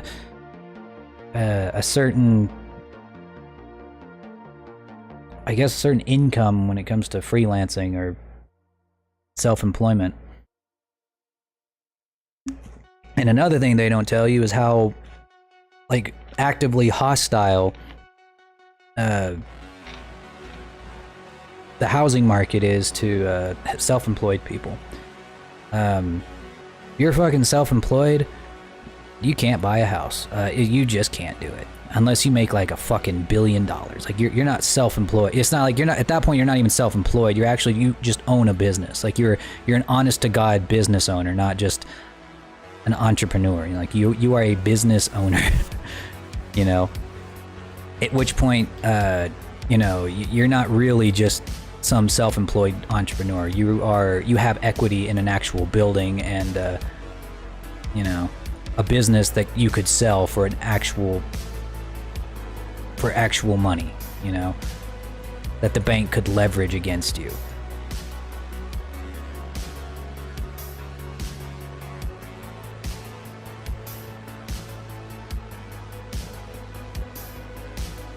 That's not me though.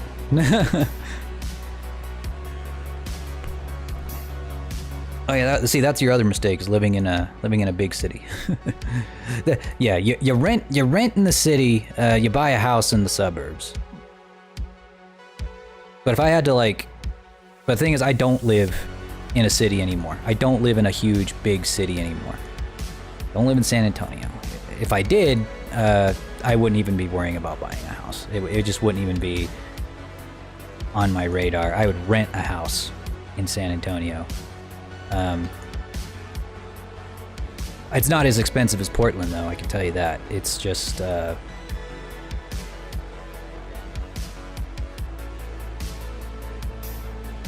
still expensive, you know, compared to where I live now.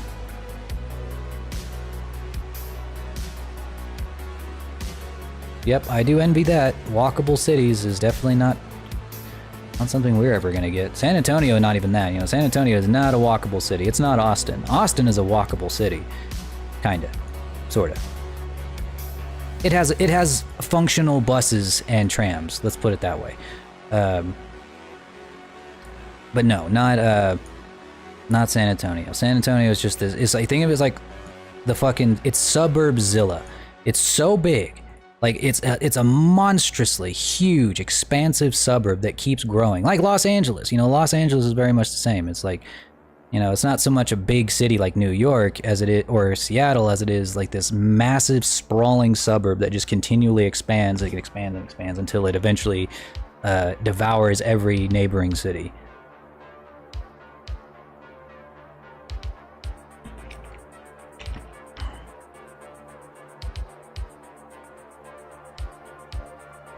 Well, the reason it happens in Texas is because there are a lot of small cities.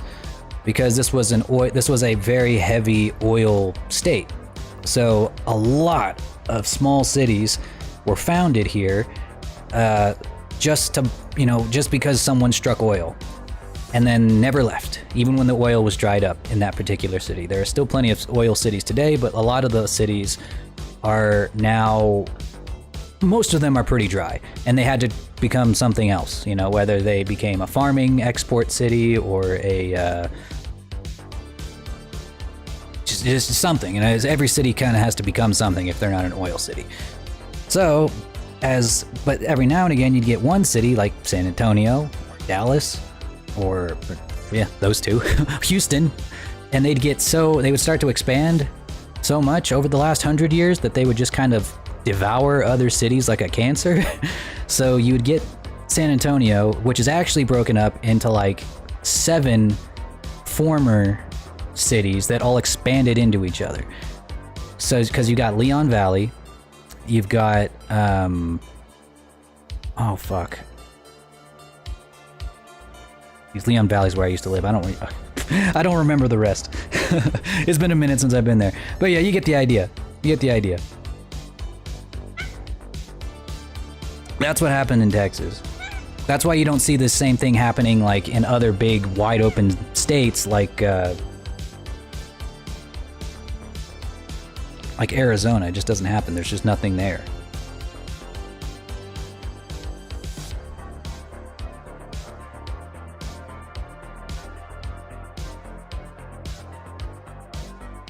Oh yeah, we have no natural geography. Nothing. It's just flat. It's flat everywhere. So there's nothing getting in your way of expanding further and further into nothing.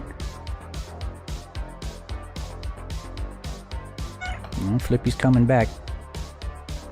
Him's coming back with a vengeance. Oh no. Don't hit the microphone. Lay down. Lay down.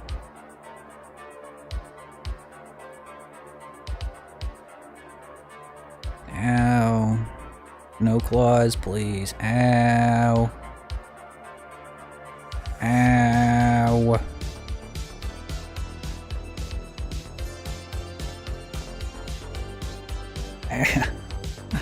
Ow. He always tries to go straight for the nipple. Little turd head.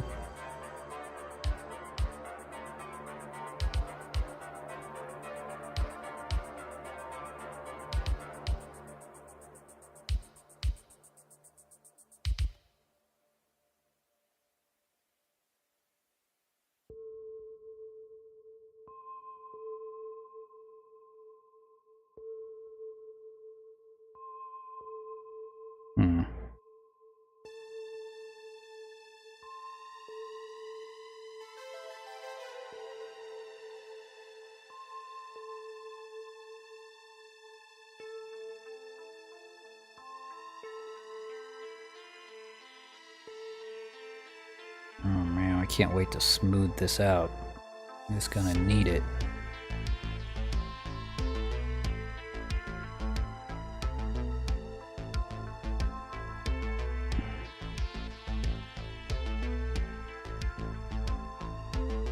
I think that his part will end right about there.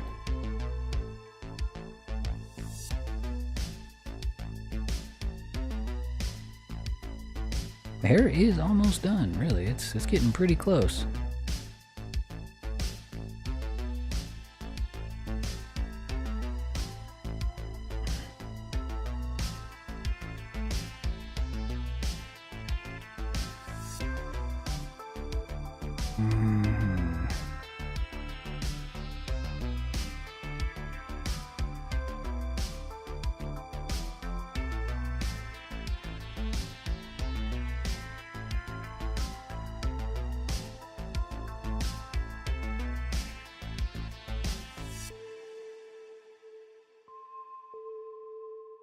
We probably are gonna need at least one more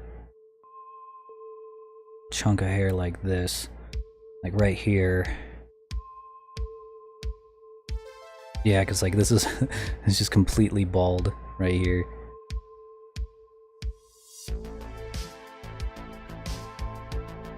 Alright, what's our current poly count at?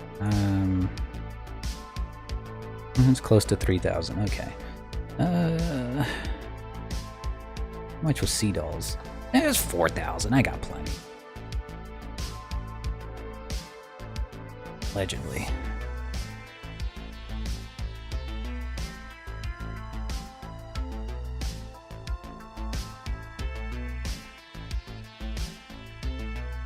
It does look pretty good though. I'm feeling pretty confident in it.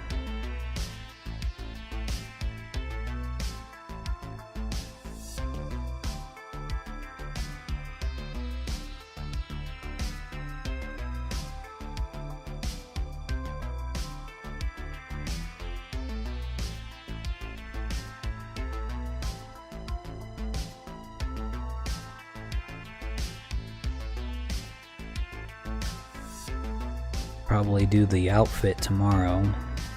I think me and Nessie are gonna go to the movies tomorrow, so I won't be streaming. I'm gonna go see the new Deadpool movie.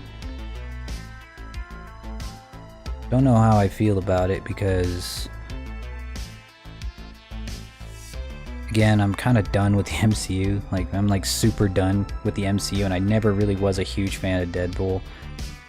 But Nessie really likes Hugh Jackman, so we're gonna go see it anyway.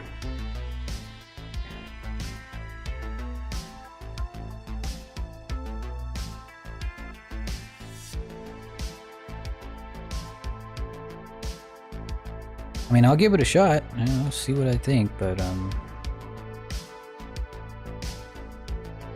wouldn't be sitting on the edge of your seats waiting for a raving review unless something like crazy happens.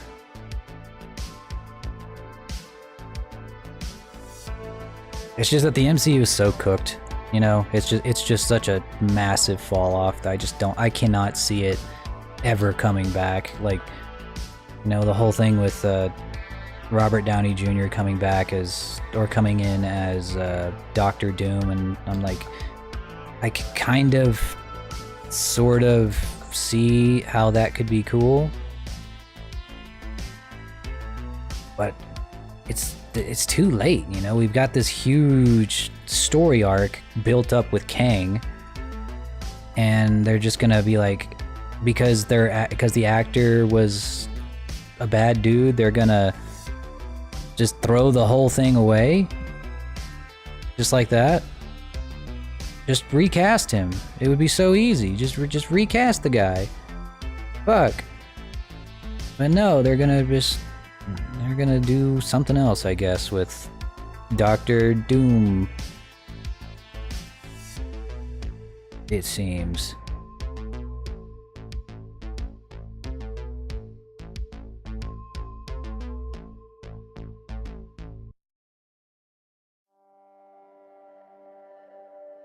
I don't know.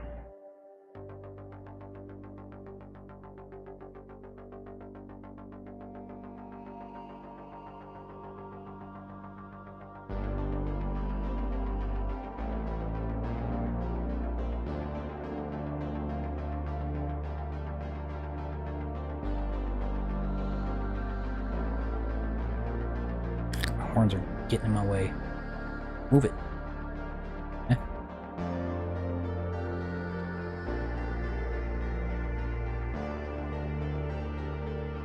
I've just got this massive bald spot.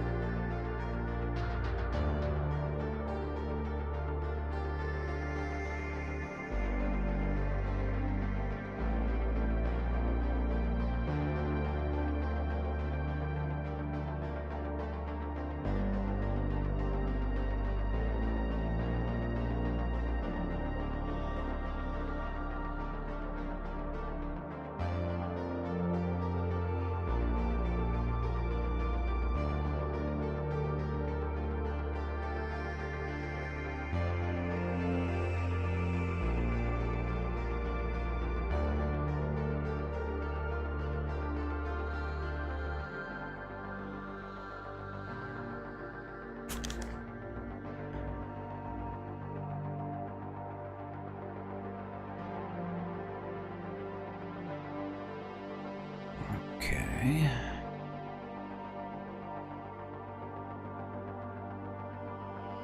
I don't know if I'm gonna do...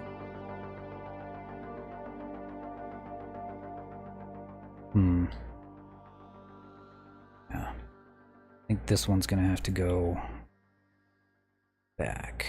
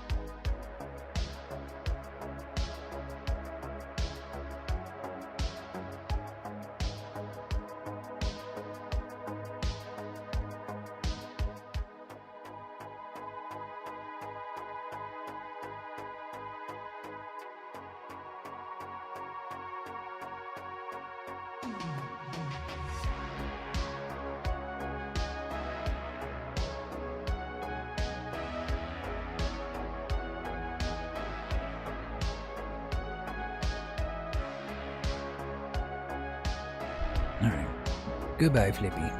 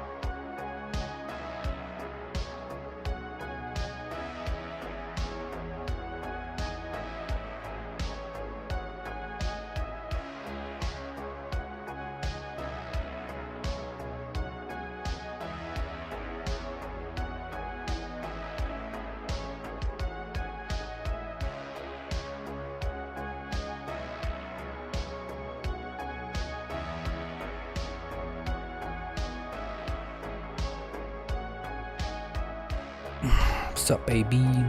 See?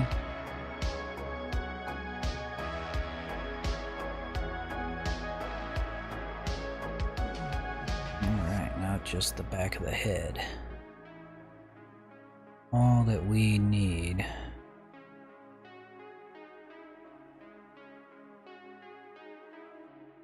But I'm not too sure how I want to get there.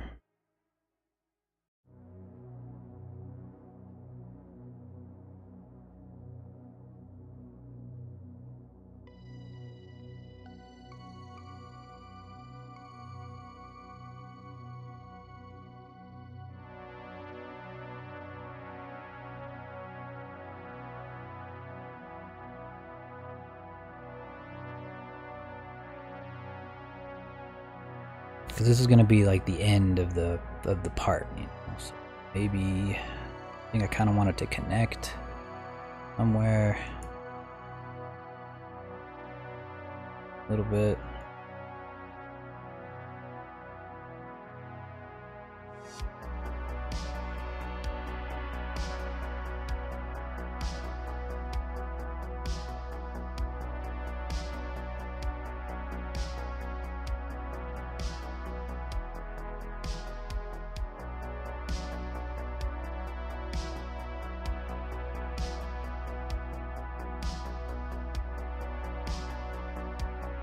Maybe if we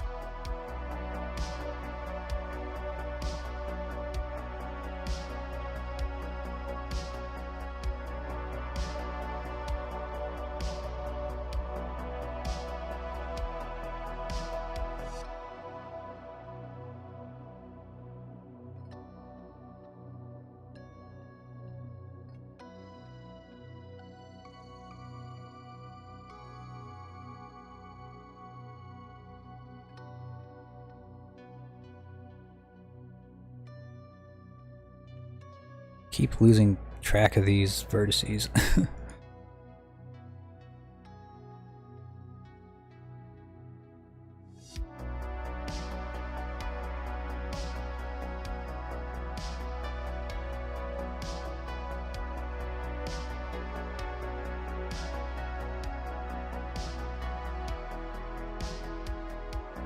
I think that's really the way to go, is to like make this one like the end of the whole part. Just right there. Instead of trying to make another one or another strand that fits in there. Just shove this one right there.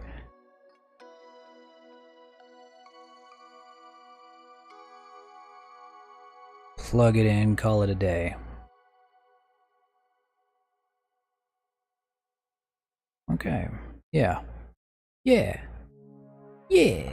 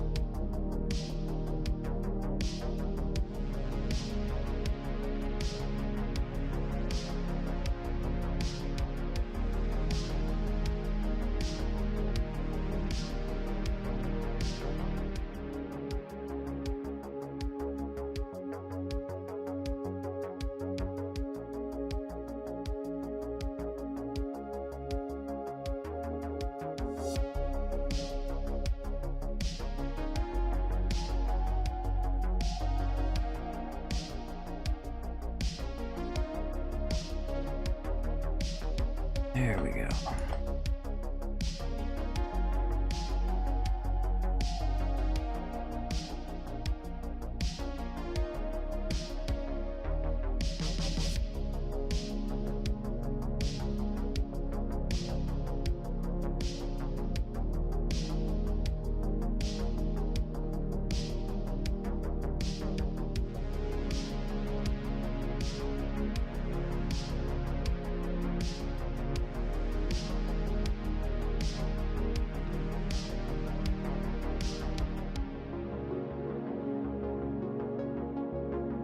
Okay.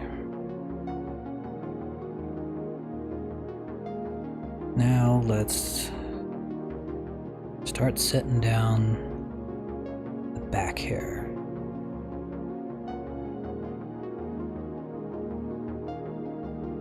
Our best way of doing that.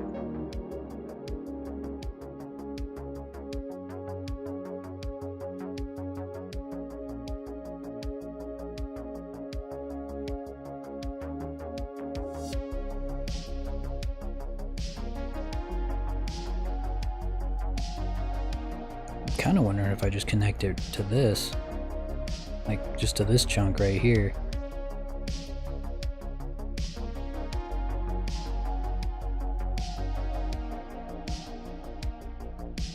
Kind of thinking I want to, but don't know how good that's gonna look. Fuck it. Let's fuck around and find out.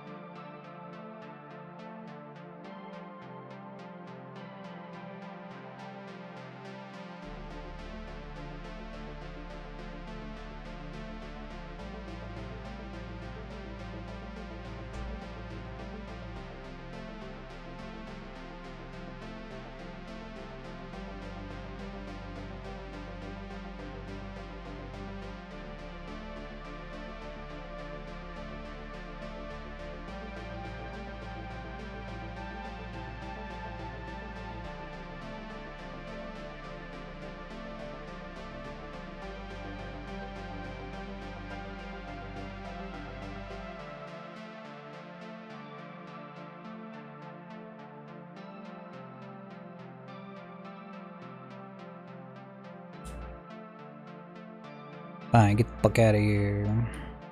Don't want your kind here anyway, you dadgum furry.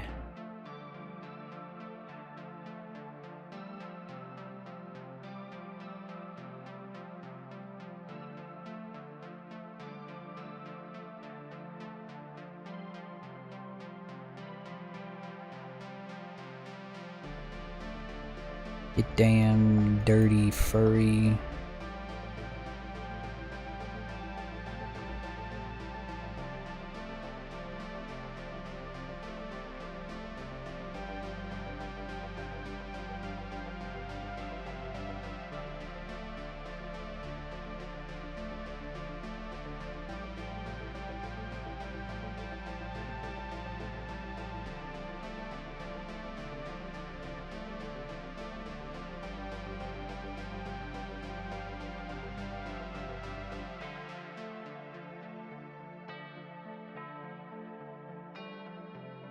I am a dragon-hating dragon, but it's okay, I can say that.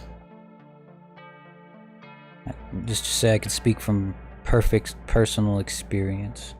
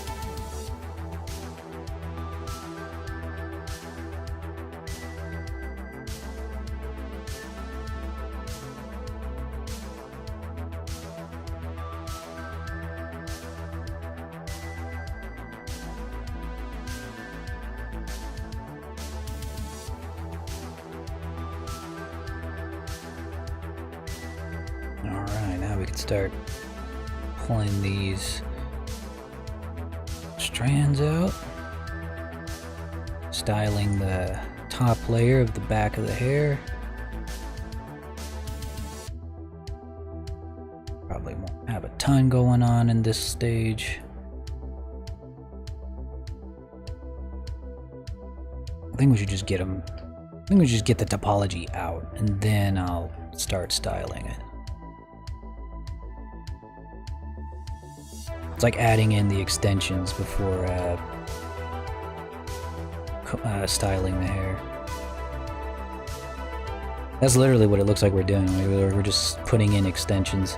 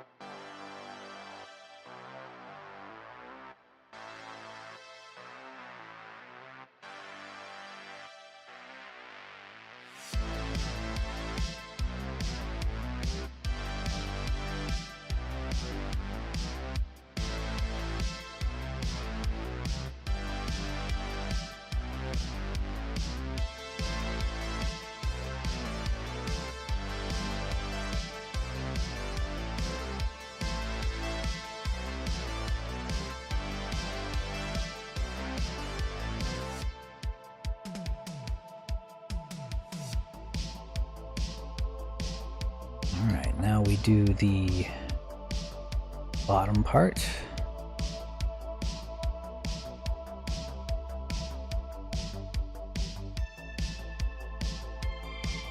Make it a solid object.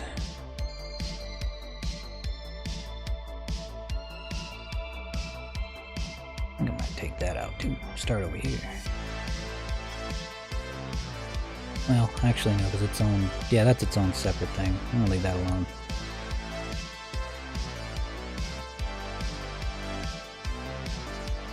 Alright, we'll go ahead and delete this.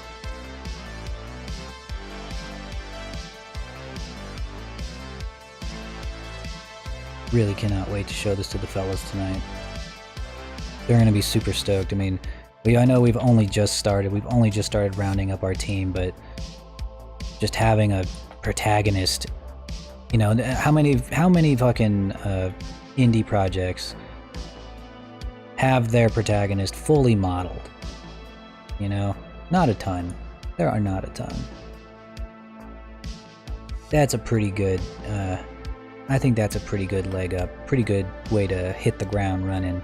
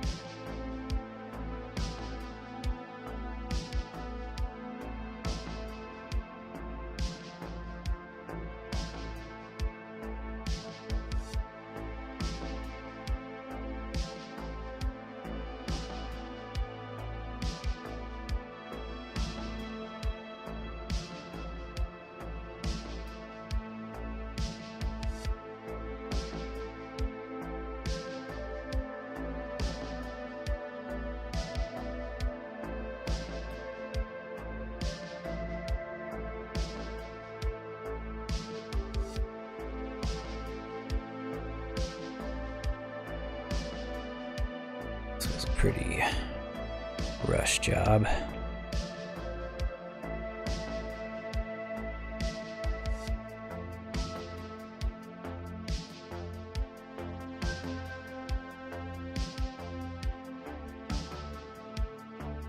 There we go.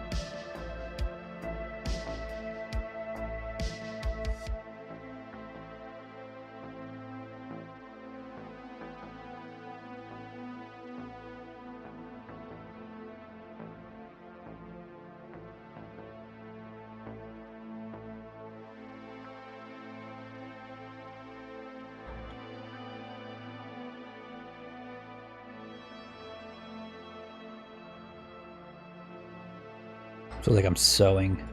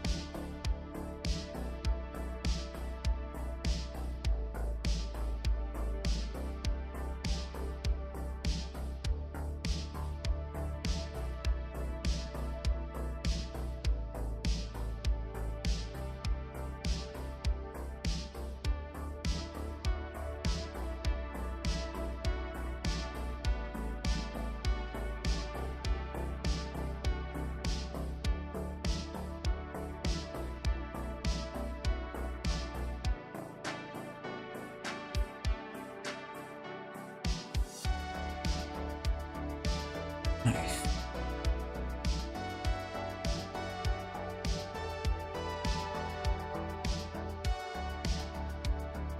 We are almost done. Almost done. Just need...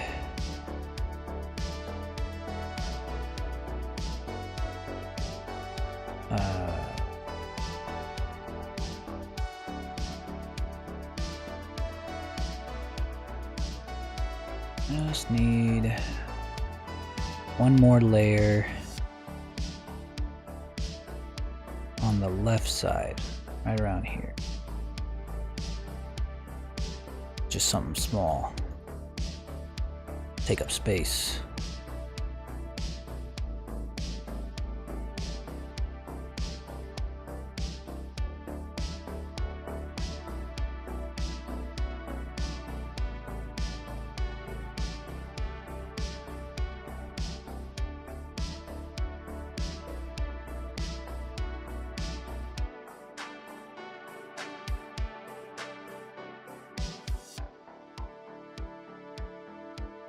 Trying to think how I want to handle this hair too. I think because it's all welded together, I might as well merge it.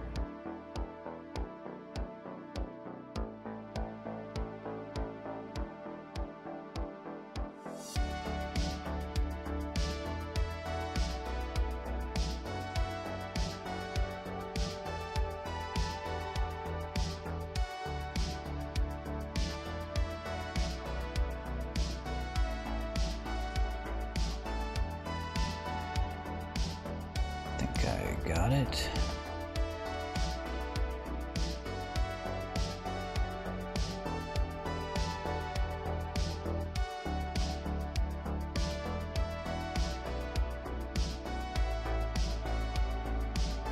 Okay. I think we could take this chunk.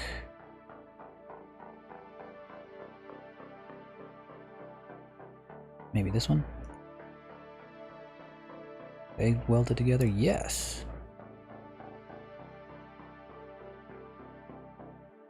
Then I think we should just go Go ahead.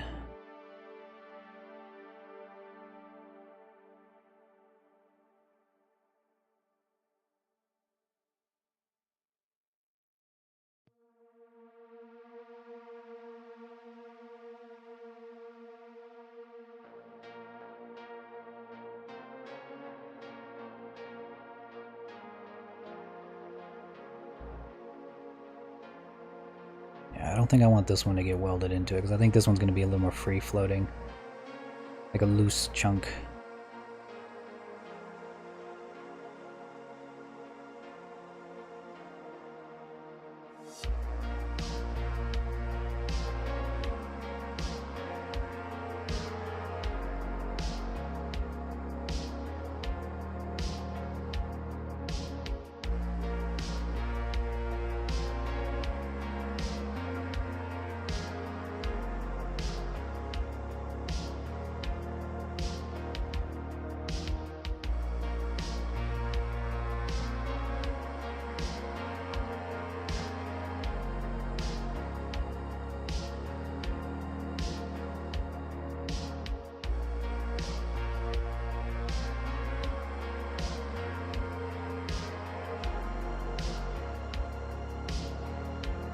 Whoops.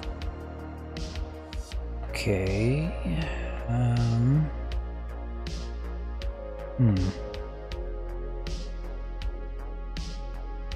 don't think I want.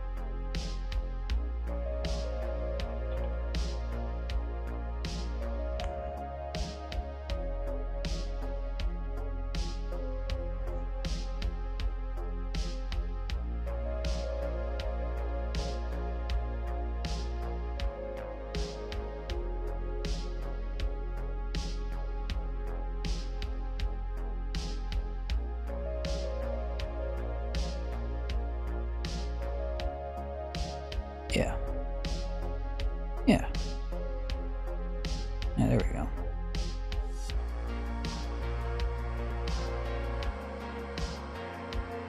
Oh, I cannot wait to sculpt this. It needs sculpting so bad.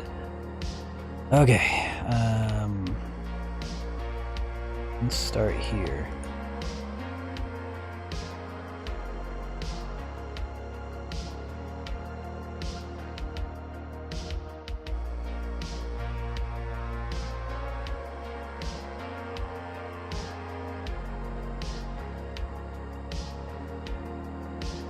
We're just gonna pull that, shrink it down, get the body back.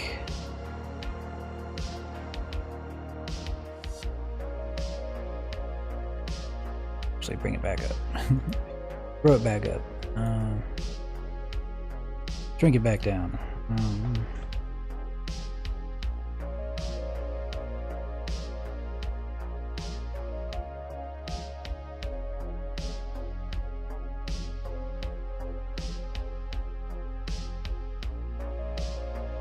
What is happening here?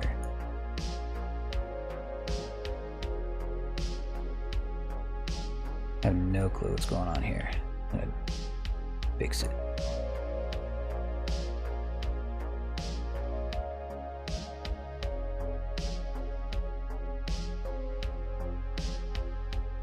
The best way to fix something is to delete practically all of it.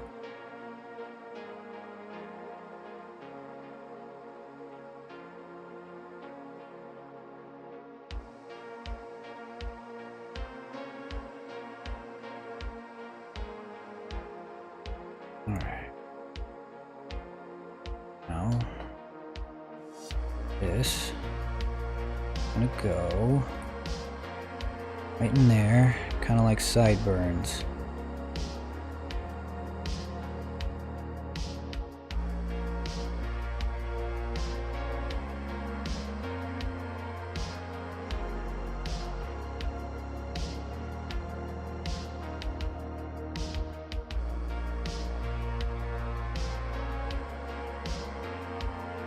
God, it's literally an extension. It's just, it's an actual fucking extension. I'm a hairdresser now. New career. It's a new career path. I'm just a hairdresser now.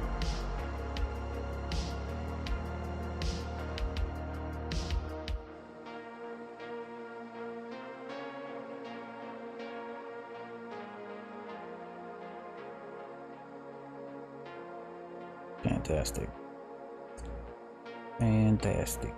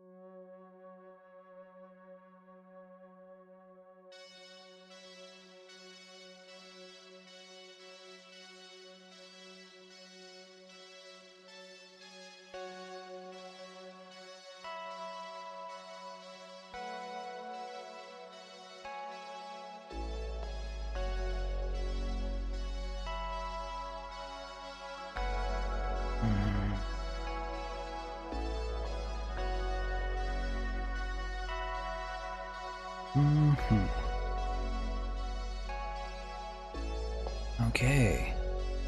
Okay. Give it a good styling now.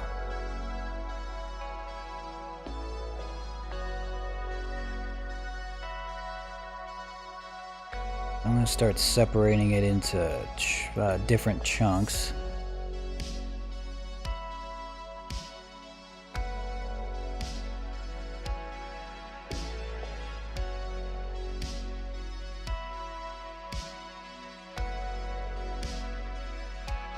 So I can style them all separately.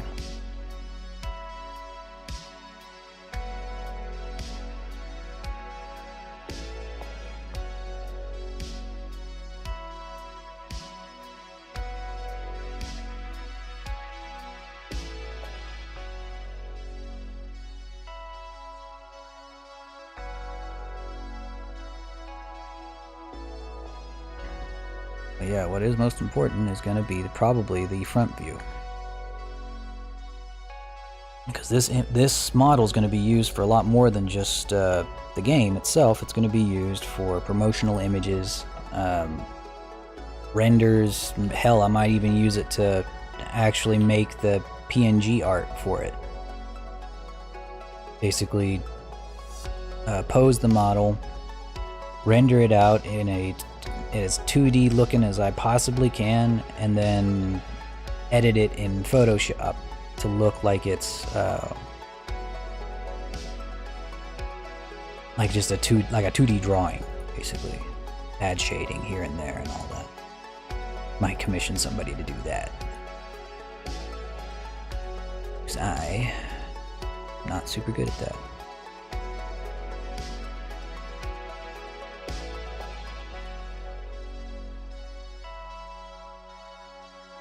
I really, really, really do not like that shading. How is that happening?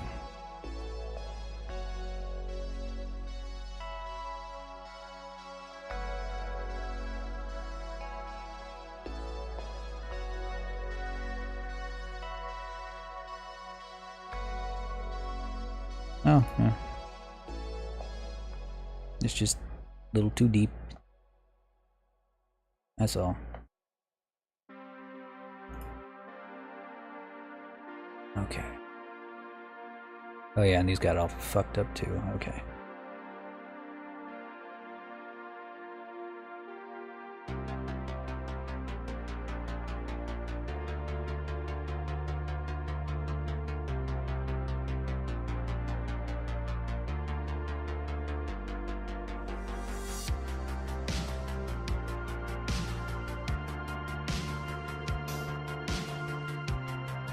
There. Fixed it.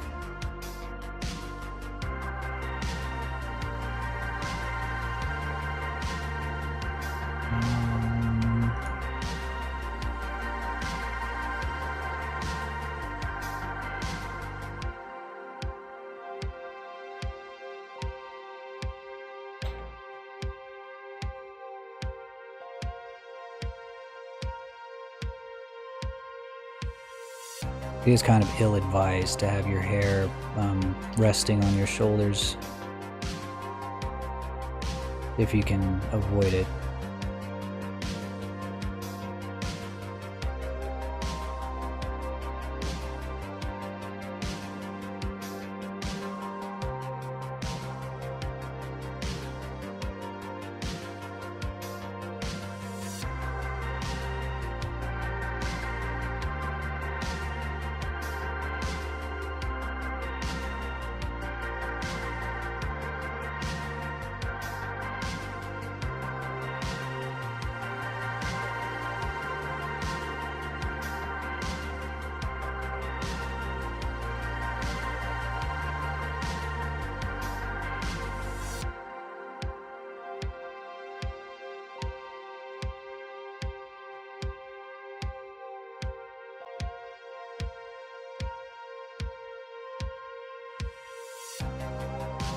Okay.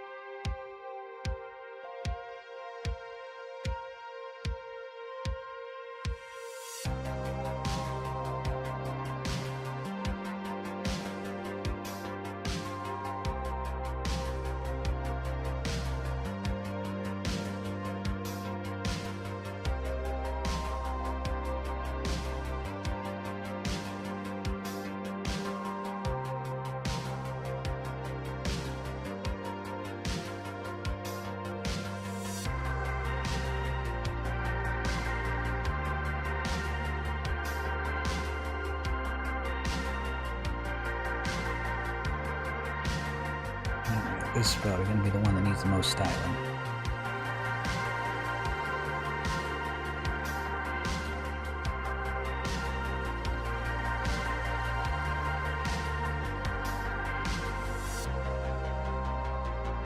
There we go. Smooth, smooth, smooth, smooth, smooth. Smooth, smooth, smooth, smooth. Then inflate. Gives the hair some literal volume.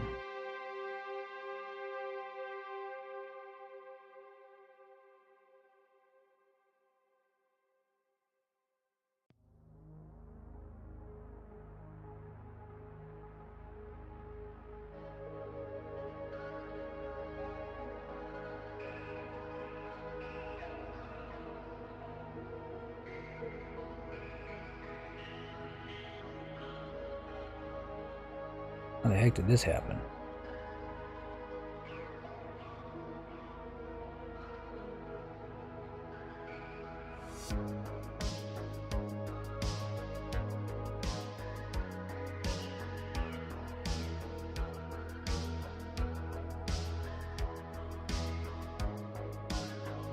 There we go.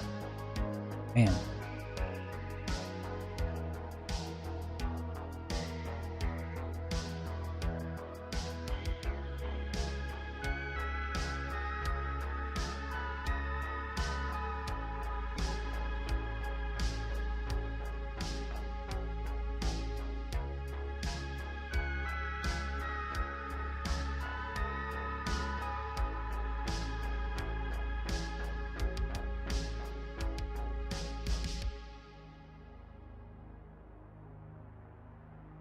I do gotta stop like manipulating these like they're NURBS paths, because they're not at all.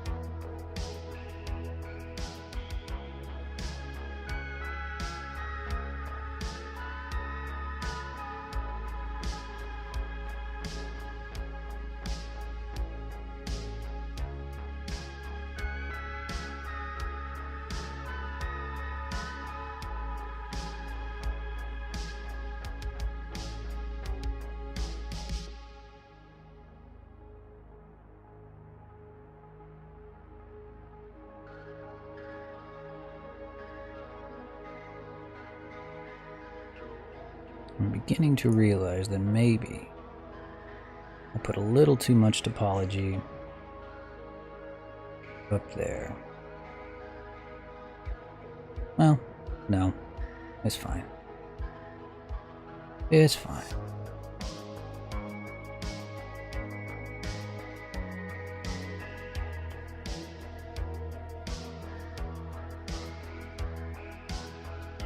Cool.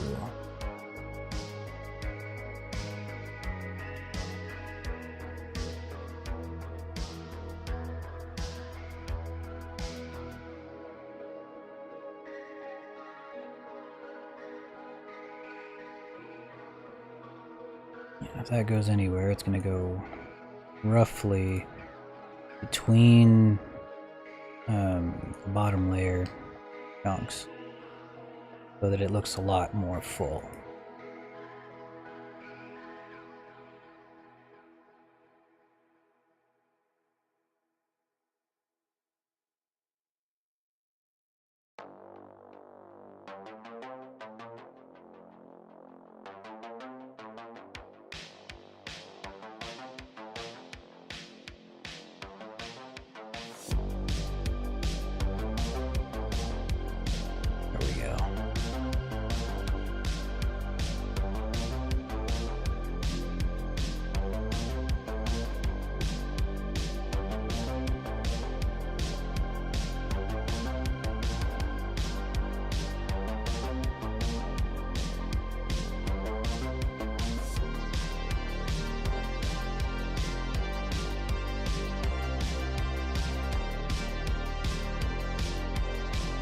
Anytime that you're styling hair, whether it's stylized or realistic, try to make them kind of clump together a little bit, because you know, even when you have the clumps already modeled like this, the clumps try to clump into bigger clumps.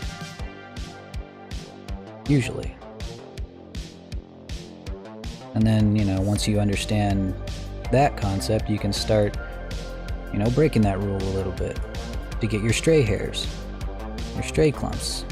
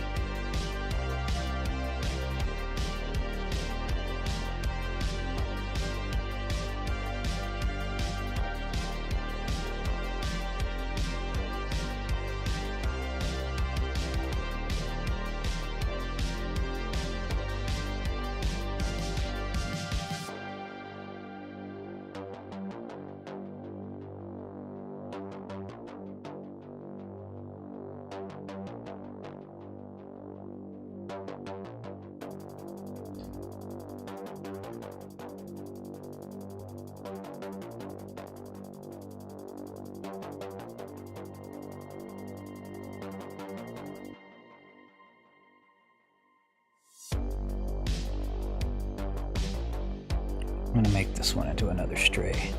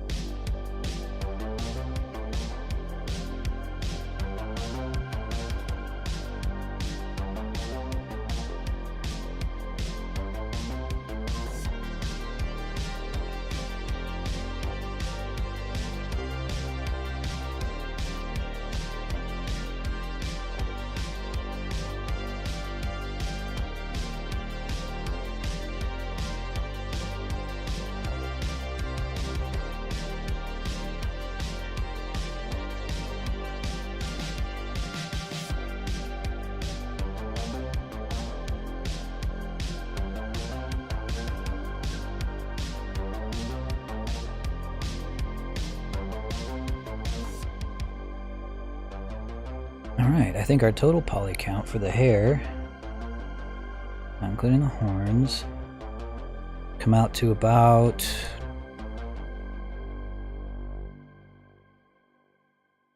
3,500. That is about 1,500 less than Sea Doll's hair from Fire Emblem Engage. Of course, his is a little bit longer, but that doesn't really matter as much because it's all in a ponytail. Mine, spiky, messy. So I need, and multi-layered, and I still managed to do it. So that means two things. That means that not only are we better modelers than the Fire Emblem Engage team, just kidding, but we're also awarded some extra polygons that we can start to kind of sprinkle in here to get the hair a little more smooth looking.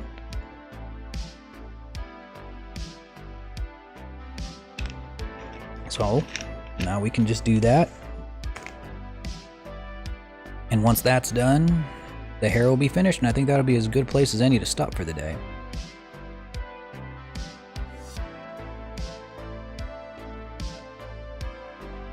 Just kind of looking at it at a glance. Seeing which areas look the most blocky. It's a little bit of everywhere, but this is a Nintendo Switch model after all.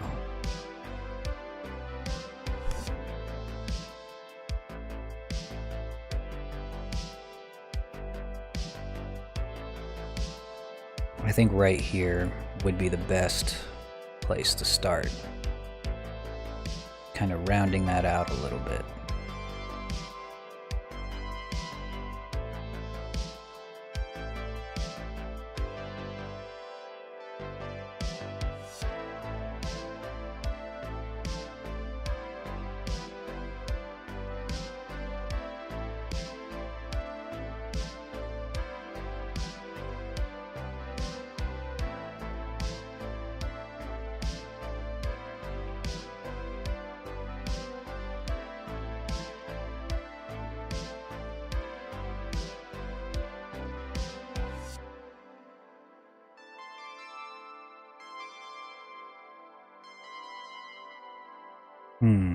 That's something I didn't really consider.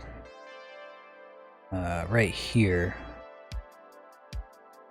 where the bangs are, I think we need a little bit more, yeah, we just need some topology. we just need some at all.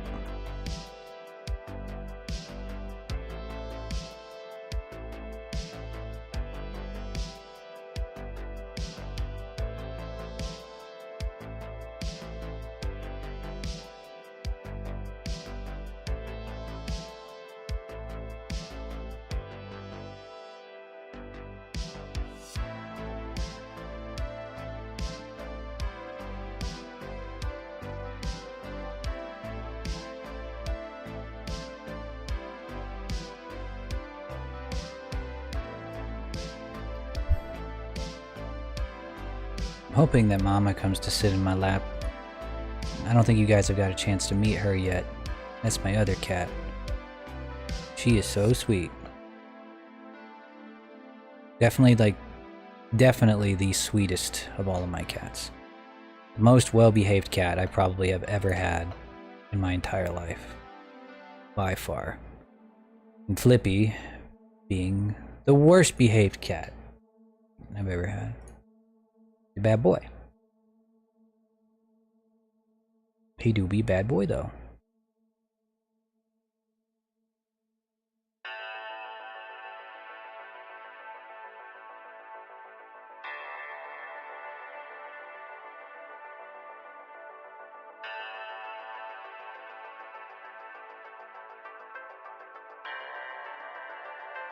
Yeah.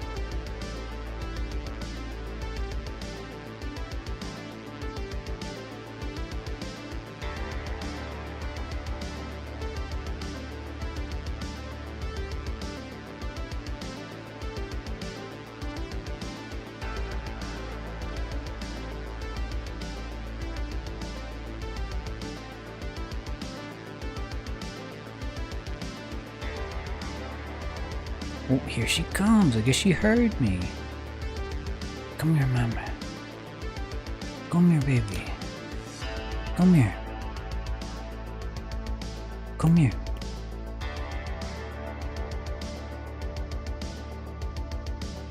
Come on.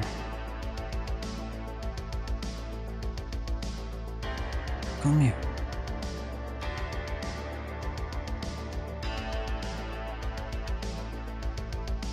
Alright, here she comes. Here she comes.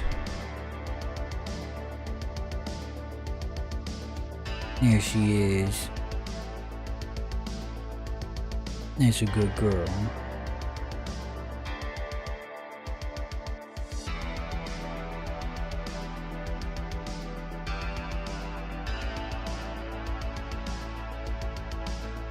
We call her Mama not only because she had 2 litters before she was 1 years old, but because she's got such a big belly. She got a big old belly. And it never went away after her 2nd litter, it just kind of stayed. She's got this big belly. Uh-oh. Here comes Flippy. He's not happy that someone took his spot. He took his spotlight. She is a good girl.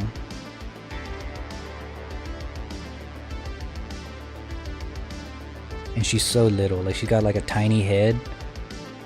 She got just a tiny head with a big old body. Uh-oh. Her and Flippy don't really get along. They don't really kill each other, but Flippy's mad. He doesn't like that Mama took his spot. But he knows better than to square up with a... He knows better than to square up with Mama. He'll whip his ass.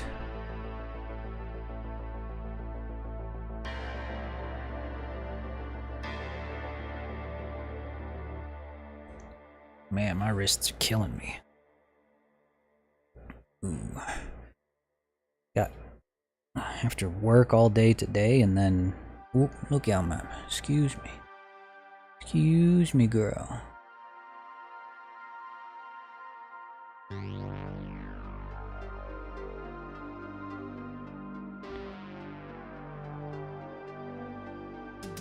Yeah, working all day today, and then...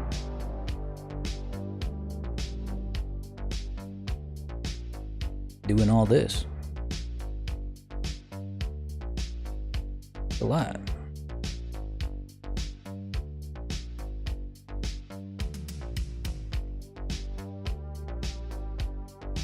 Why? What? Alright. Yeah, there we go.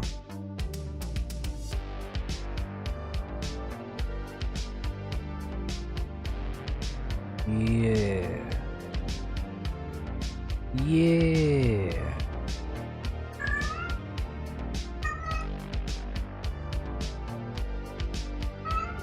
Oh, he's mad. He's like, he doesn't like it. Mama took his spot. He's a jealous older brother.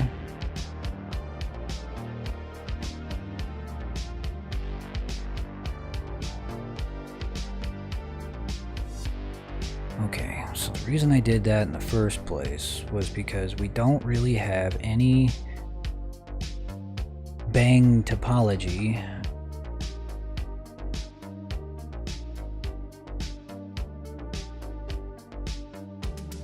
Here.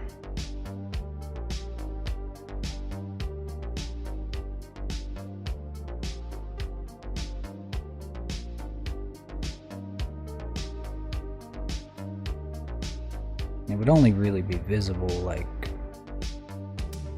if you go out of your way to look under his bangs, which, you know, I mean, there might be times when his bangs fly out of his face, so there might be a very good reason to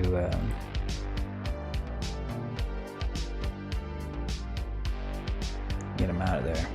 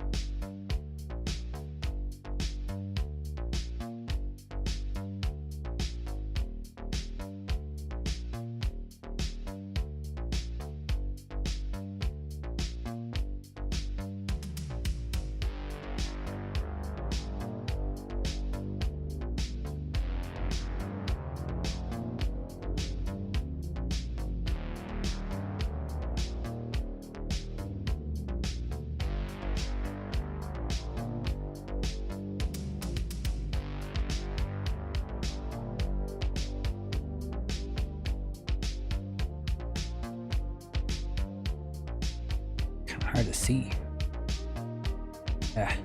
Whatever. I think I got it. Okay.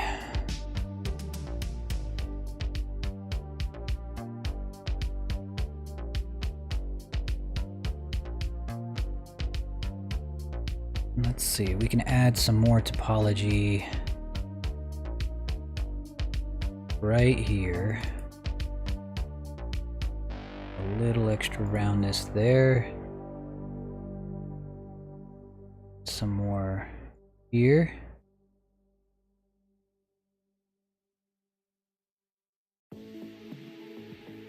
Right there.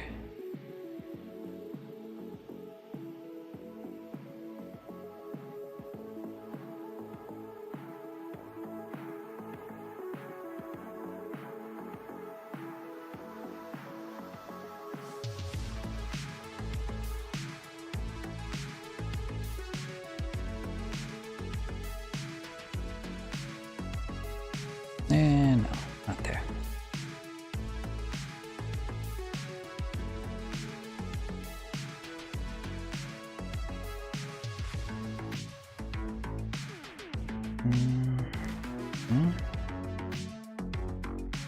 Probably some right here wouldn't hurt.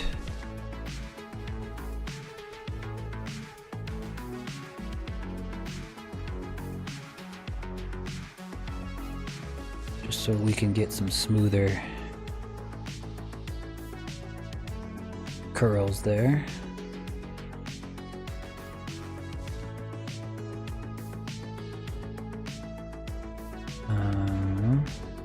Pocket right here too. Yeah.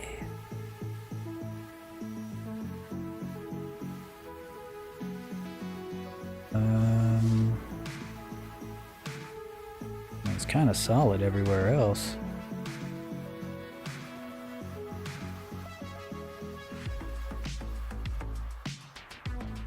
I guess a good place to put it would be maybe here, just to like really round out that part right there. See?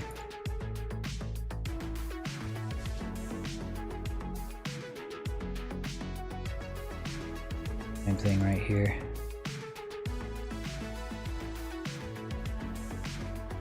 Kind of wonder what this would look like. Let me see.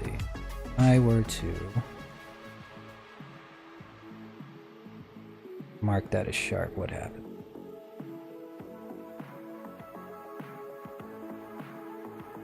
Yeah, about what I expected. Gonna mark it as like a little bit sharp.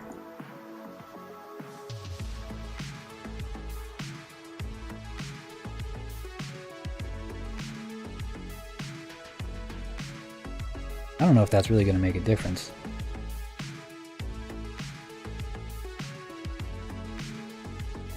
What about an edge crease? What does that look like? Okay, the edge crease I don't think is going to matter since we're not using subdivision surface. What's a freestyle edge look like? Nothing. Okay. Looks like it's just you either mark it sharp or you don't.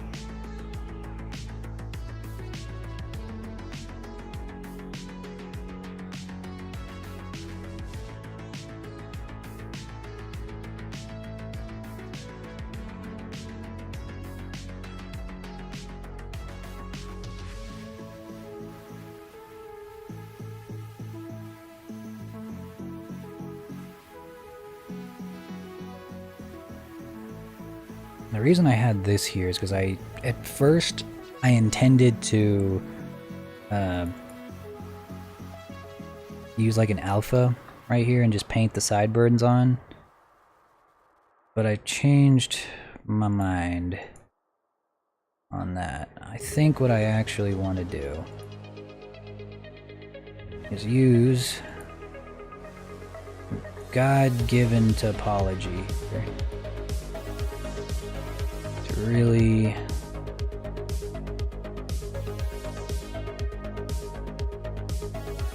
hammer it home. Can't really see that one, but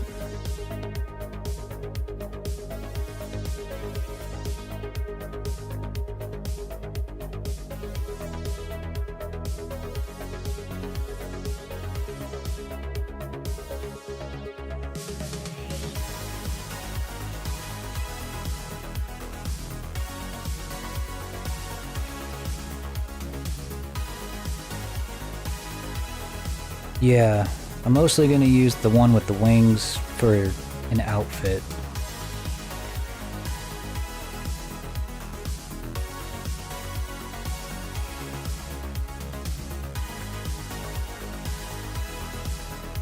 I think his outfit is like one of the best in the whole series.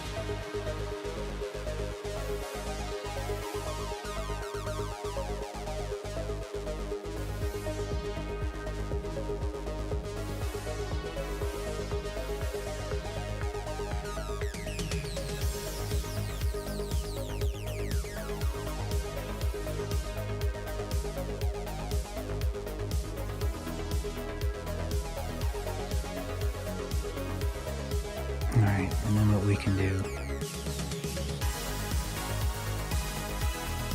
is like every other one here, we're gonna mark it sharp.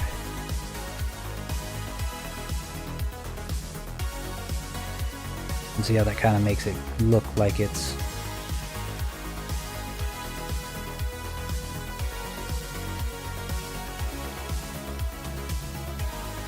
kind of like they're combed back in there.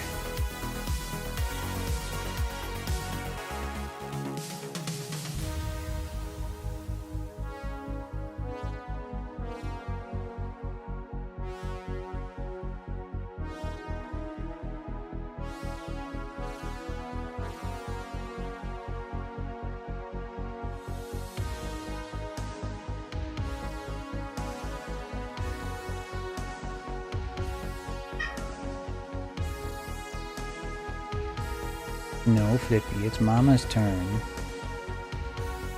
It's Mama's turn. You already had your turn. You leave her alone.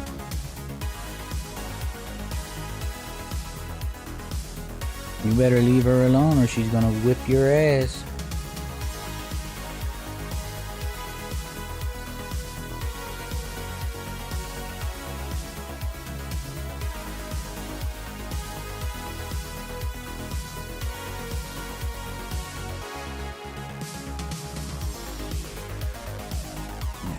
Real harsh shading there, and I think that's just how that is.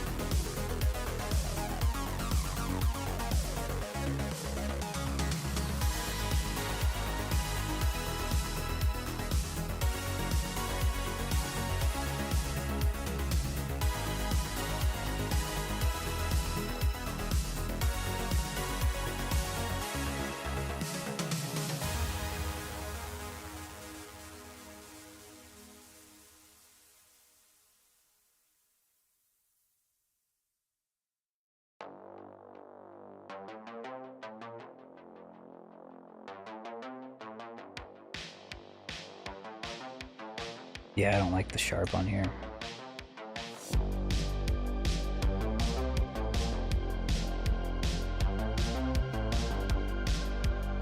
Get that shit out of here.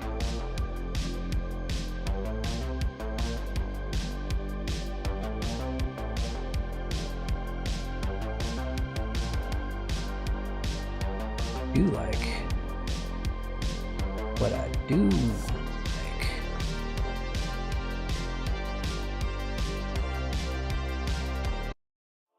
What I do like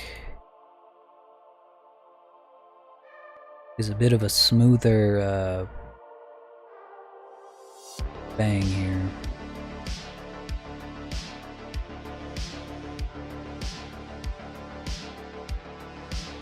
Yeah, I think I want it smooth and round at the top here. And then split towards the bottom.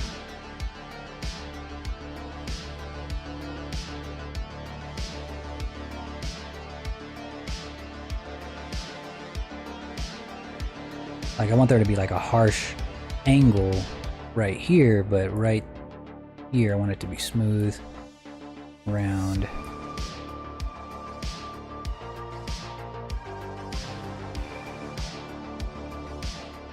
Bangs are important. Probably the most important.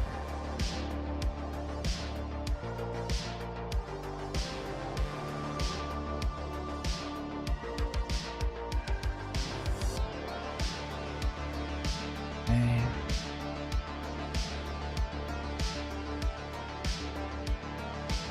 Alright, actually, this part should be nice, round, all that. But I think this could have a divot in it.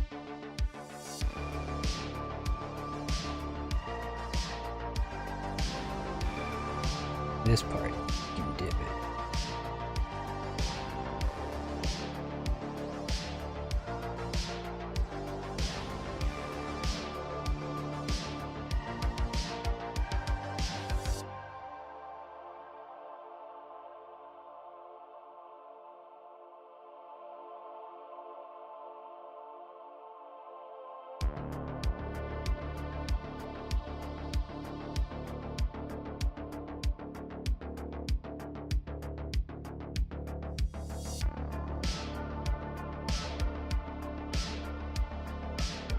Now this section right here,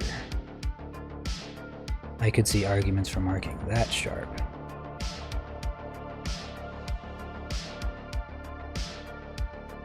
Oh yeah. Yeah, that really, that works. Oh,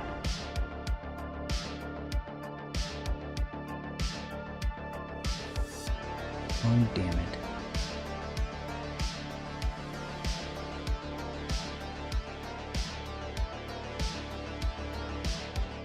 There.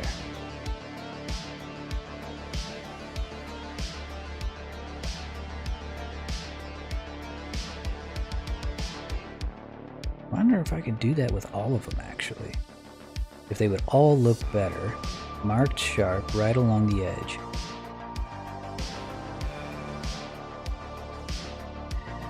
It might not even make a difference once we add the materials and the shader.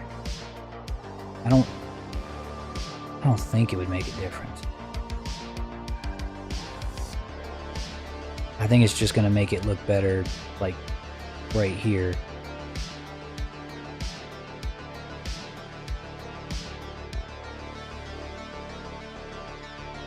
In the grayscale, but not in the actual model.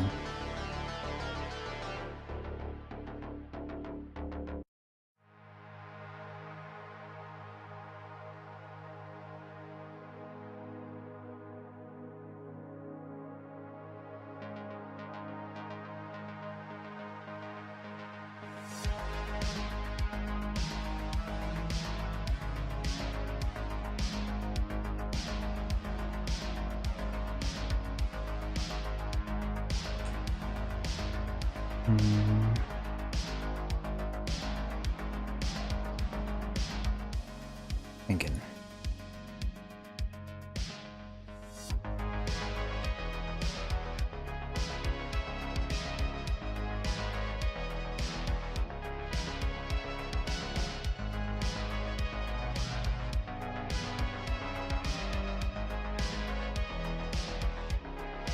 Basically, any front-facing hair should probably have more topology than back hair. Probably. Wouldn't be a bad idea.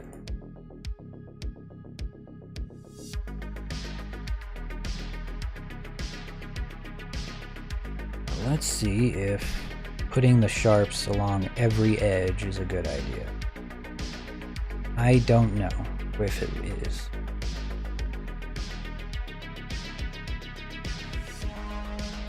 Truth be told, it does kind of look better. It looks a little less pudgy, a little less clay.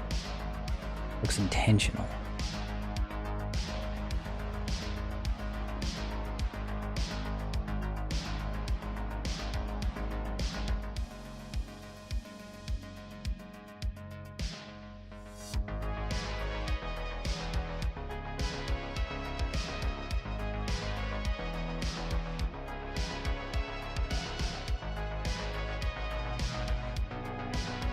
Again, I really don't think it's going to make a difference once it's like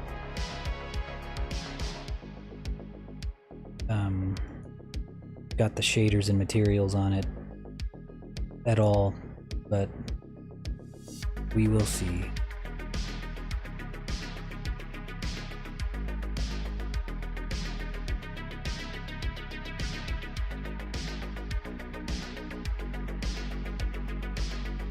That one's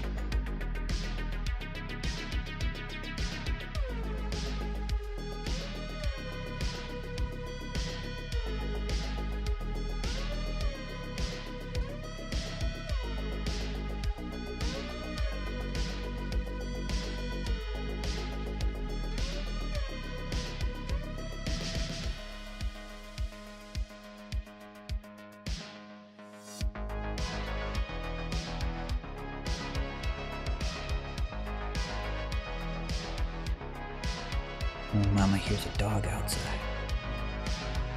Get that dog. Get him. Oh, I guess that's a yes. Ah. Goodbye, Mama.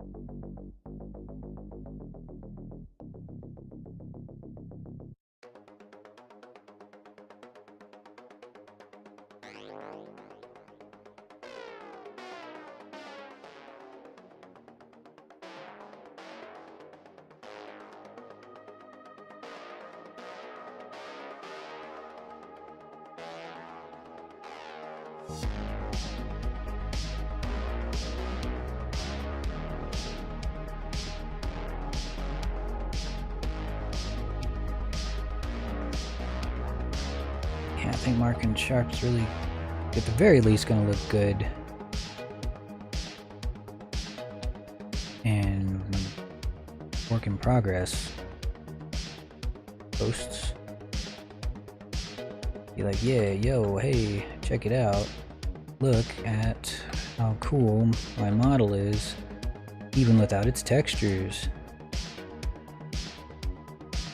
Fucking dope. Look at it.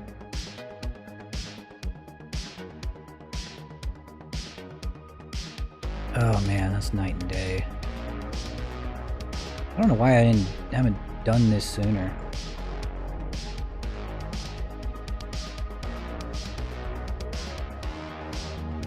How does that happen? How the hell?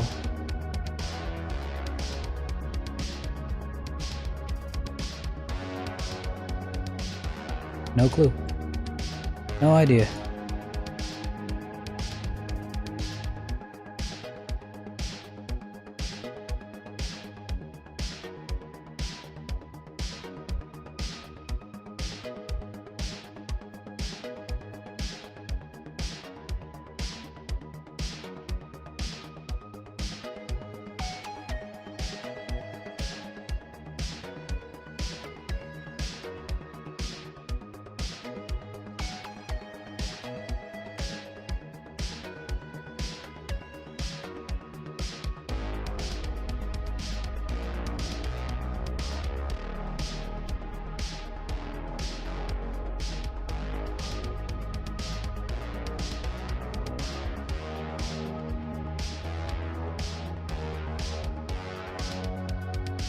Yeah, just making it look nice for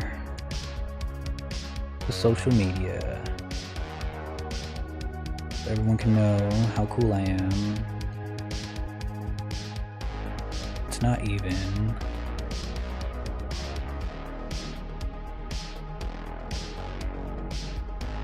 So, whatever.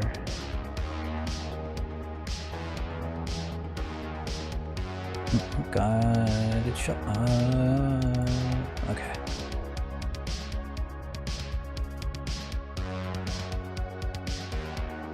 this spot right here didn't quite make it.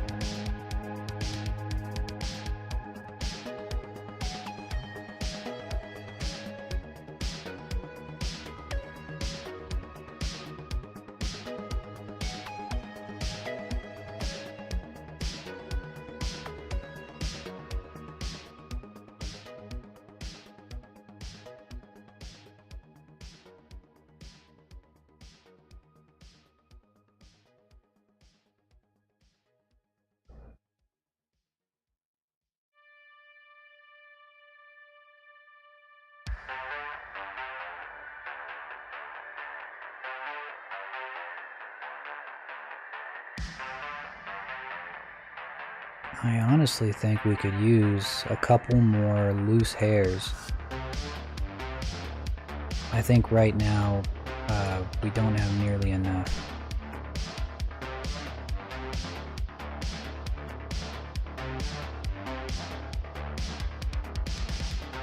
Yep. That's what I believe.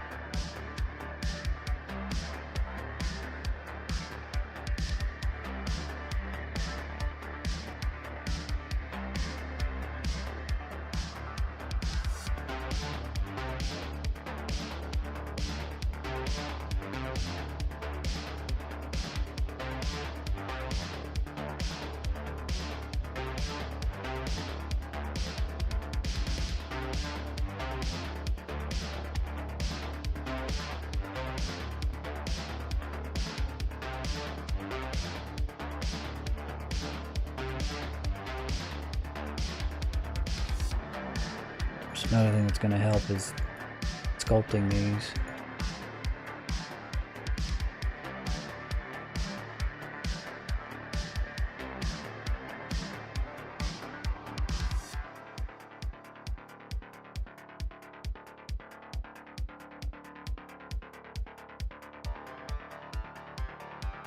Trying to get that topology at least somewhat uniform. Very helpful.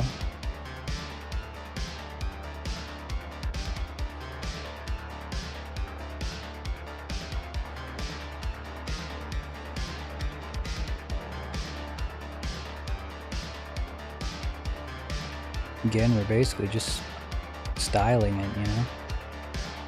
Hairstyles. I always figured if I broke into the game industry that would be my first job. Like a video game hair modeler and video game hairstyler.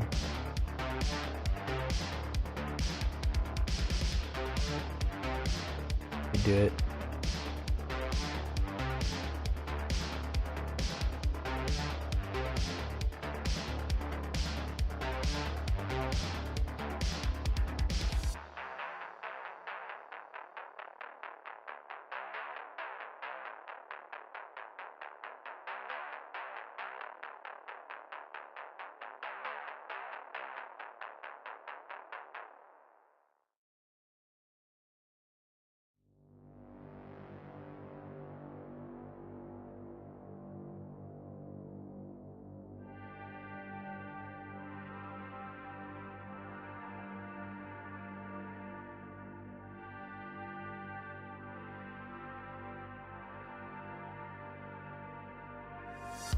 Oh shit.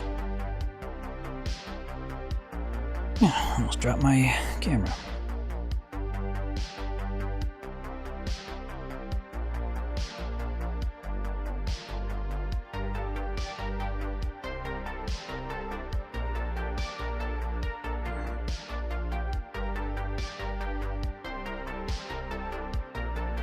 I think that also some of these loose hairs need a little more volume on them.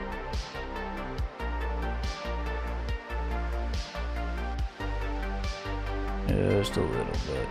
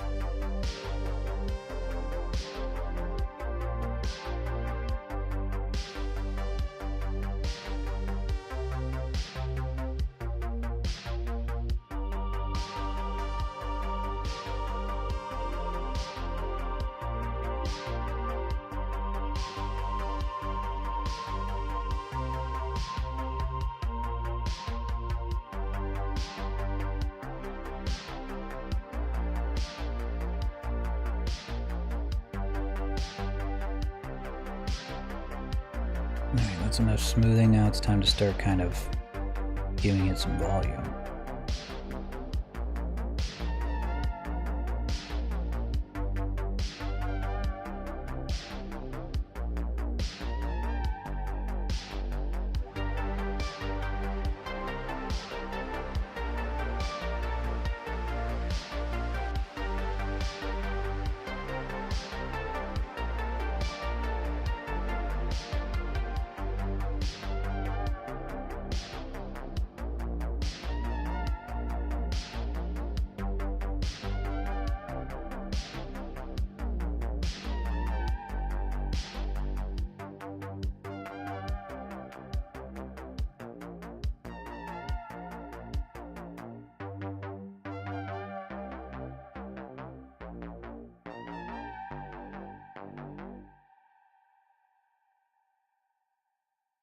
Volume's going to improve the silhouette, make the head seem a little more full without adding any topology to it. Don't have to add more strands. I might still add a couple just for loose hairs here and there. I think we have like one, two, yeah, we just have 2 loose hairs here. Nothing I can do. Probably a couple more. Don't know where, but put them somewhere. Don't know how this happened.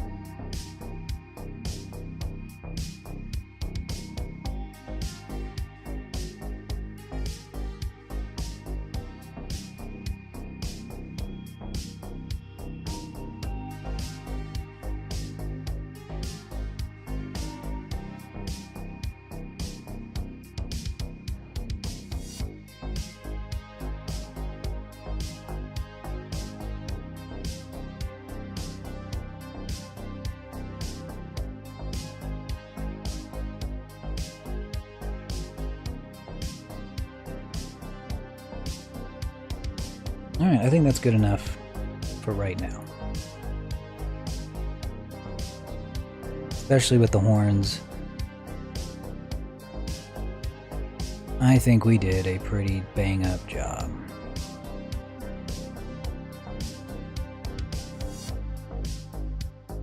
Not sure how I feel about the part right here. That spot kind of really fucking bothers me. Okay.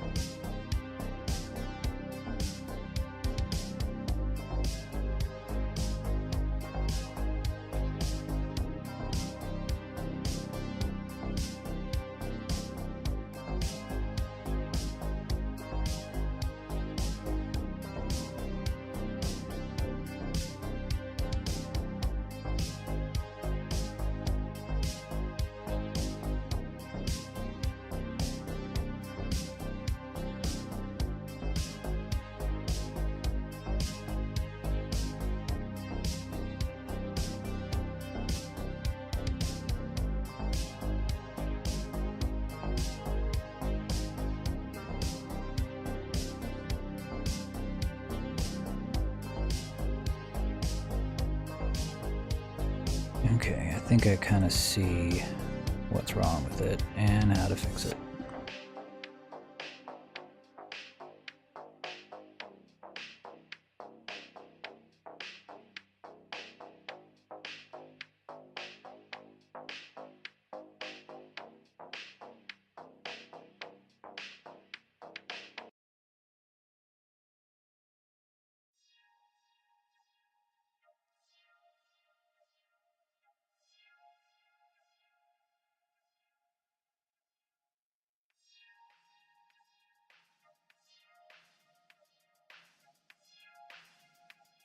There we go.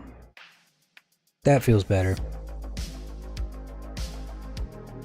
It was looking a little bit fucked up there for a second.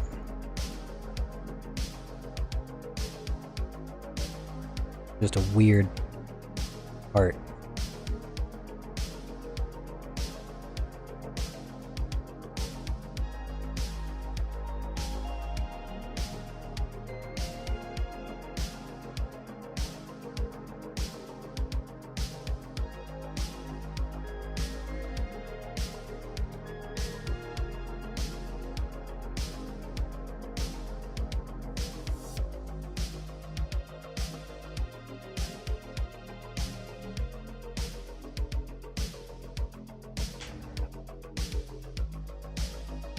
Where is the brush that I'm looking for?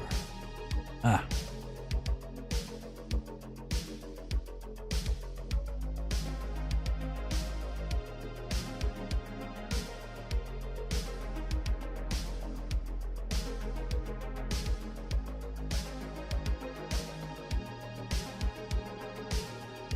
Yeah, that's fine.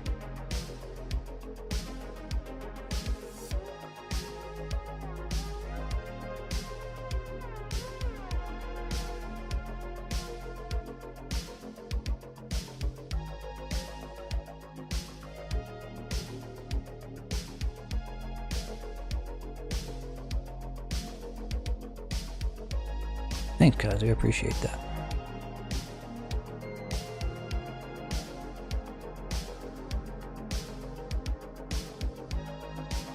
Alright. I don't think I'll mess with it anymore until I add the shader onto it.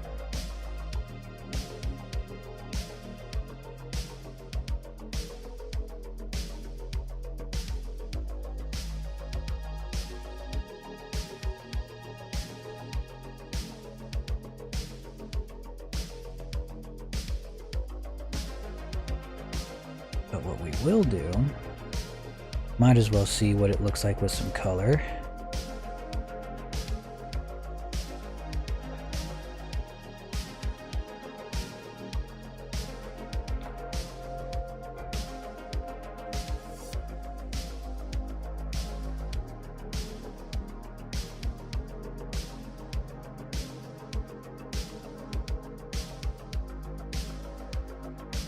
I think I heard Nessie outside. He's about to come in here and scare the fuck out of me.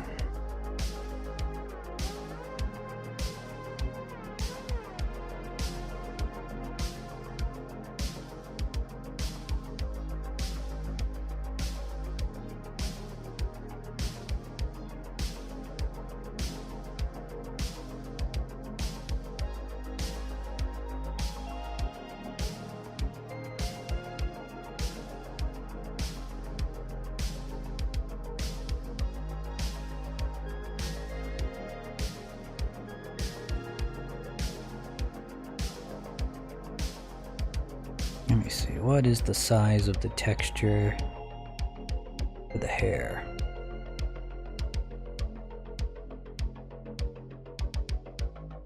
$1K.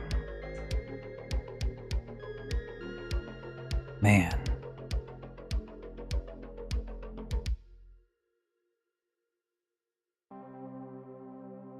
How come his is only one? Whatever.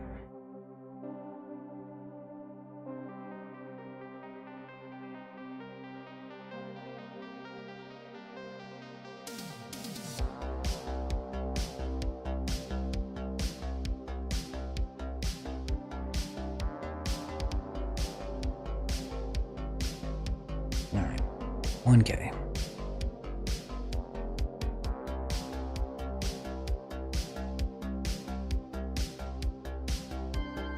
Let's see. What color should we go?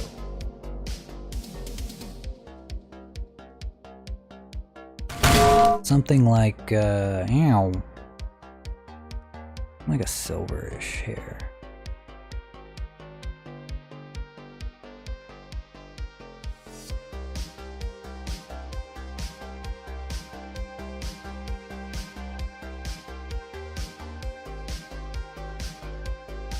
That's what I'm thinking, like a silverish. Oh,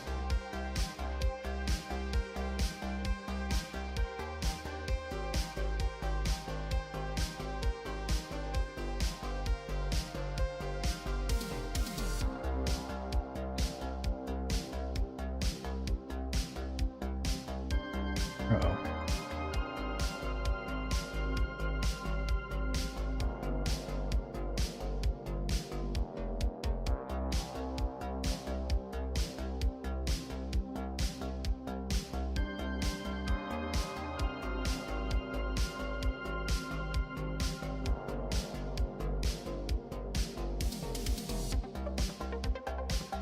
I think this is where we pick his skin color. Again, it's probably gonna be a 1K texture. Let's call it skin and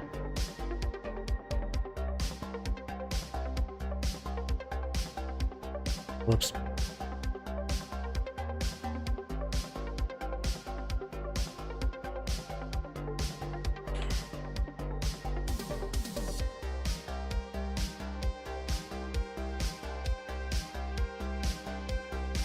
Kind of want him to be a little darker, on the darker side. I think that'll be a good contrast to his silvery hair. Something like that.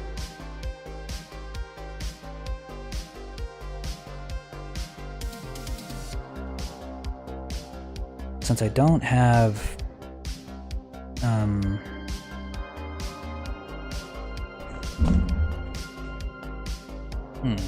let me see if I have some procedural eye texture somewhere.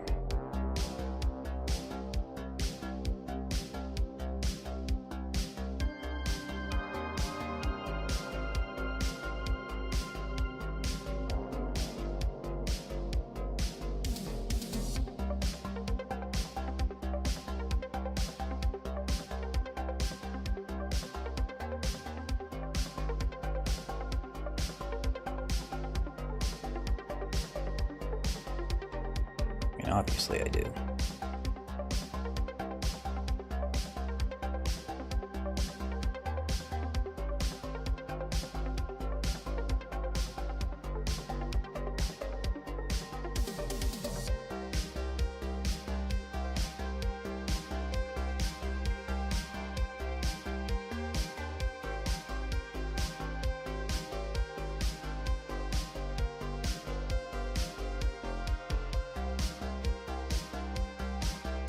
What is this?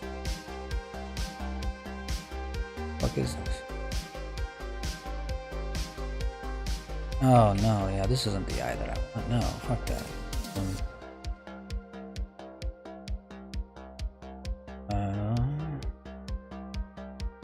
Where did I get those eyes?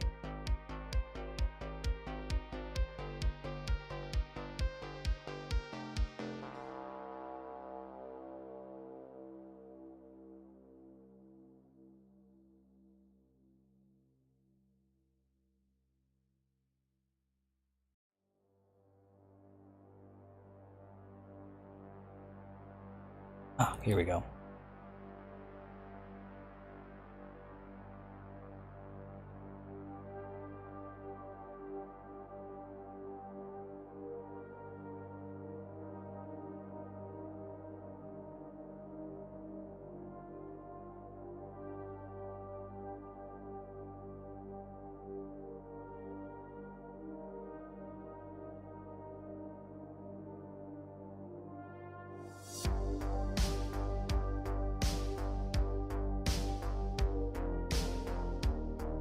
This will be temporary.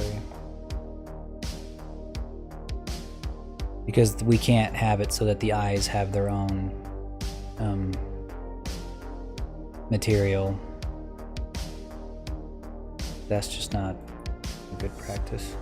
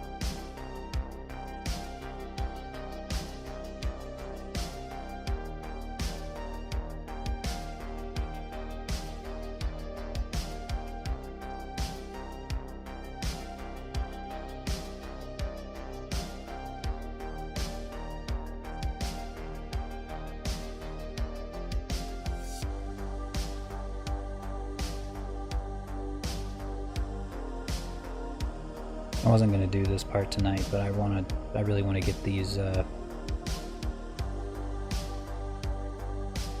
textures unwrapped. Or I really want to just paint the eyes. Be cool to have like a flat texture for the face ready to go, or at the very least ready to show.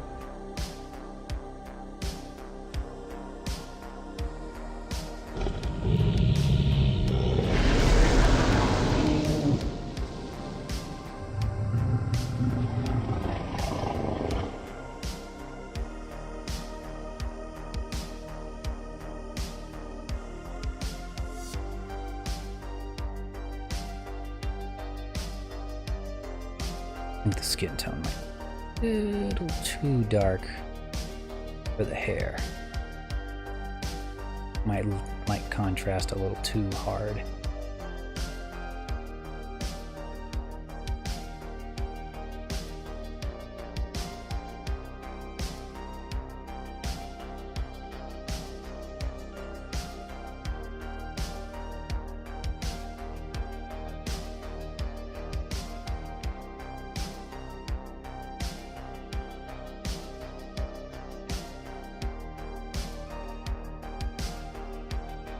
Hey Starfire, how's it going?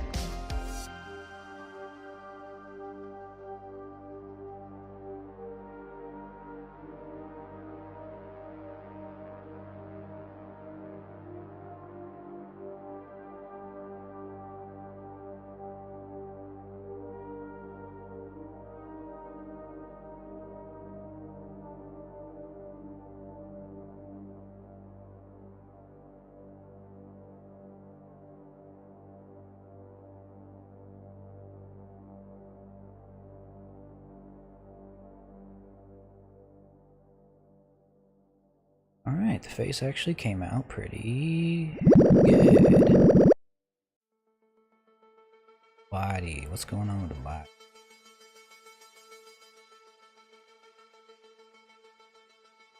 Split down the middle, but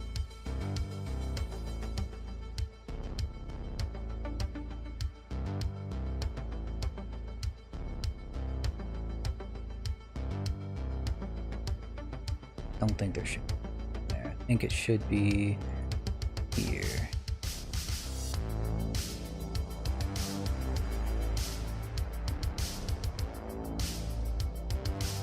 Here.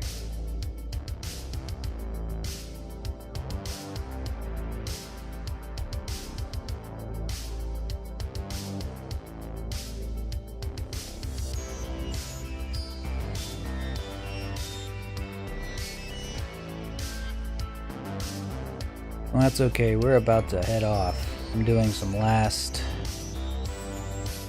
touches on this one before I call it a night.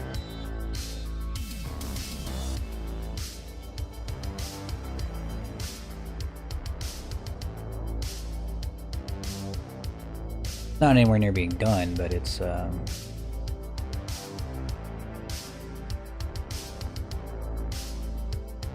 the very least, we can at least have something to show. We spent pretty much the entire stream texturing the hair.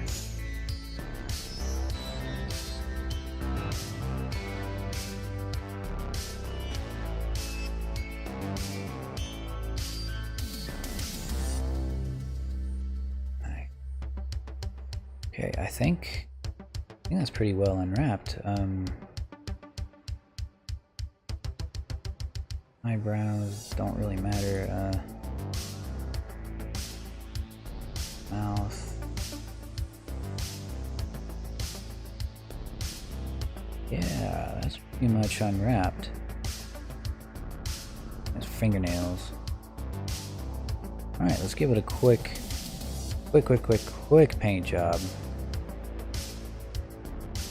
Just to say that we did. And also kind of establish a quick color palette.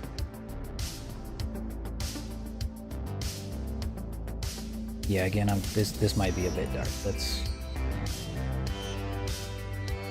put the hair back on.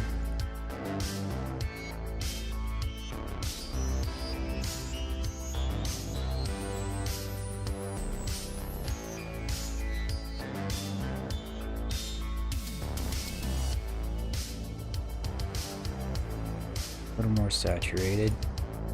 Ooh, it's like poo-poo brown.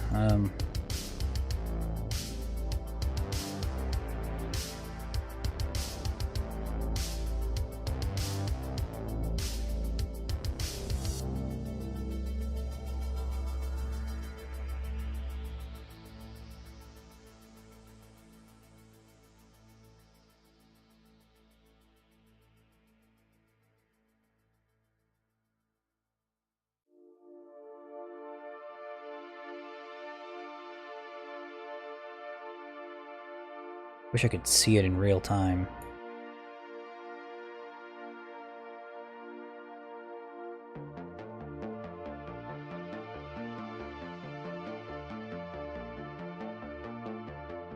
I can only see this down here in real time.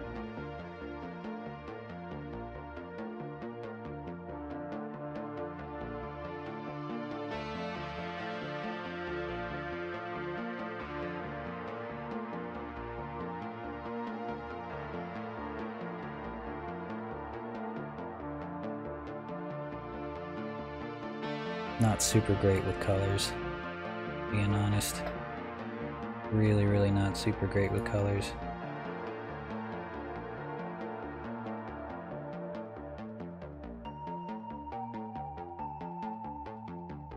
I mean, skin color should, be pretty easy. Maybe I should pick the skin color that I like and then pick the hair color afterwards. Actually.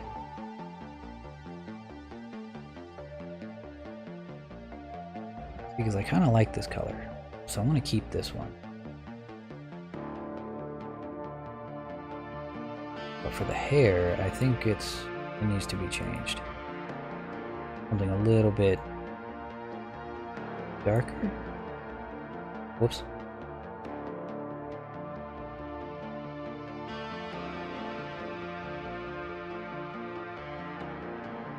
You know what? Let me put the eyes on first, and then I'll. Oops.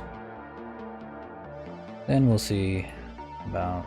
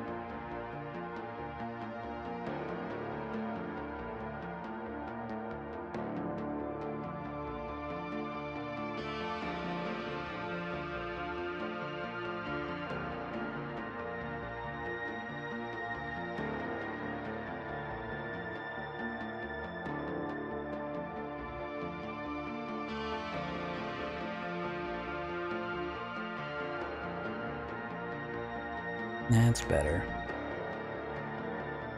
And one little trick I do sometimes. Kind of looks like a clown because of the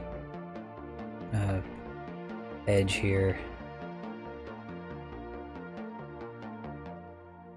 But I'll add a sharp here, and you see how that kind of makes the shadows appear right under the lip. A little more sharp there, and then on top of that, what I'll do is I'll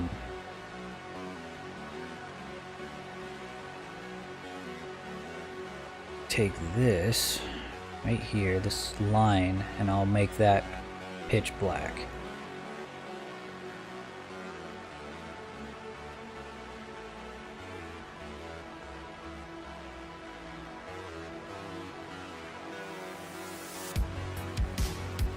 That gives it a bit of a line right there underneath the eye.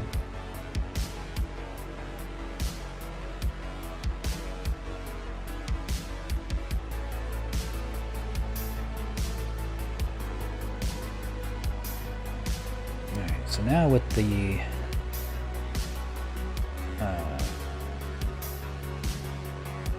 textures on. I don't know how I feel. Ooh.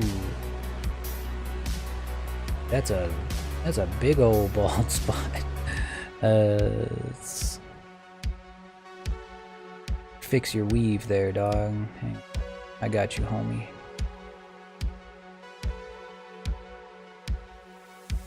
I got you, don't worry, dog. Homies don't let their homies go out with a crooked weave.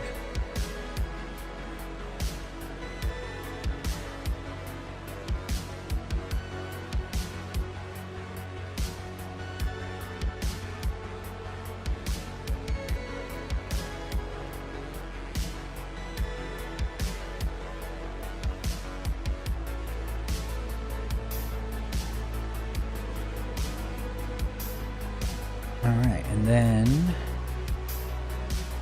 I'm gonna add my outline because every character needs a pretty outline.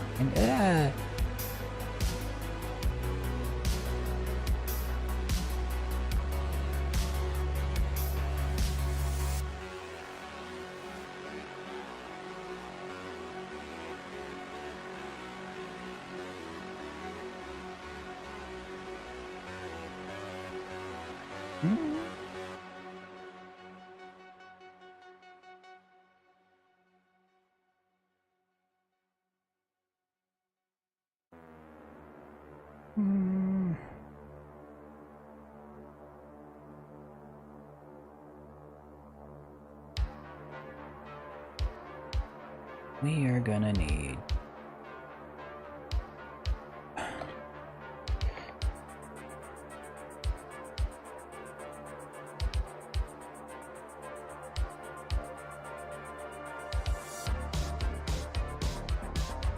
we're gonna select everything that doesn't need an outline.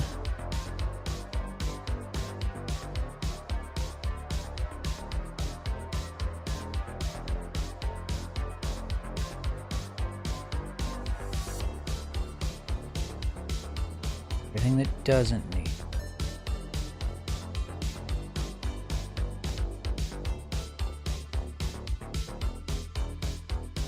Pretty much just that for now.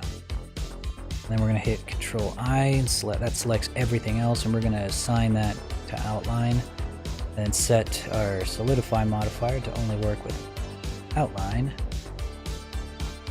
There.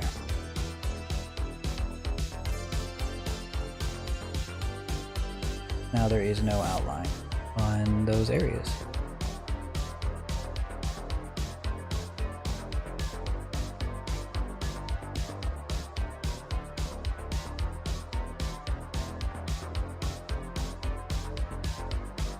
We might need some inlines on the face just to show where the nose is.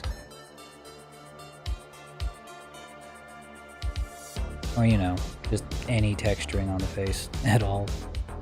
So what we're gonna do is we're gonna grab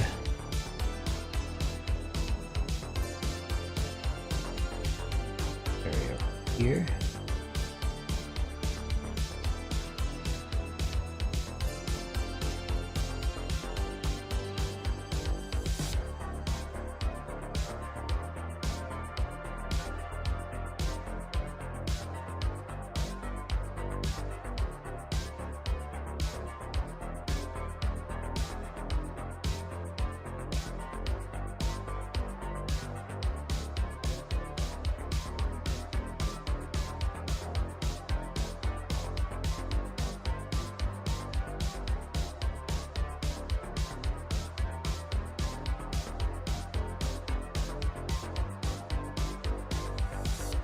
Thanks, cousin. Take the outline off of it.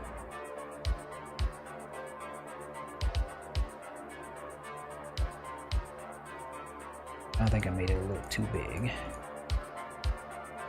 Just needs to be a little big. Then smooth it slightly to one side. Like that. Hey Noctilon, how's it going, buddy? Long time no see. We're just about to wrap up for the night. Here, just a bit.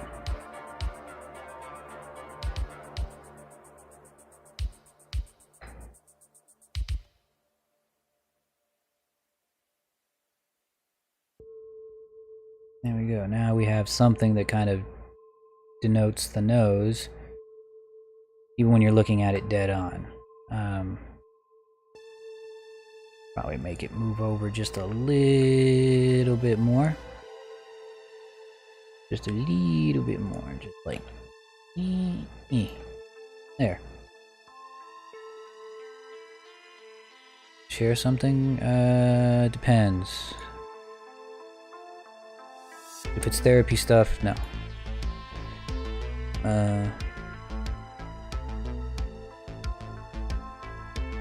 Let's see. There. See, now you got yourself a little...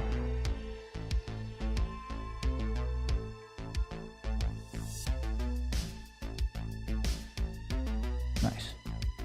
Now, I think another thing that I sometimes do that I think I forgot to do here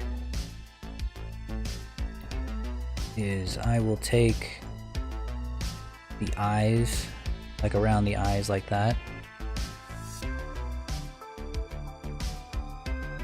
In my very first prototype. Hell yeah, dog! Fuck yeah! I'm working on that as we speak.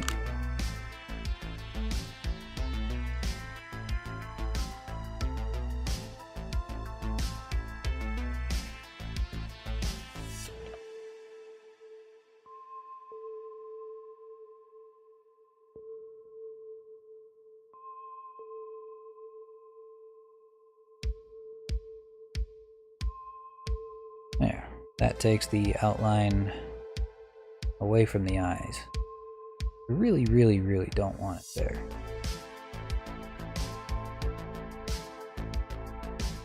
Yeah, that's what this guy's gonna be for.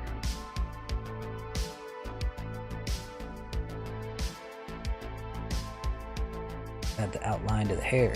Yeah, that works out.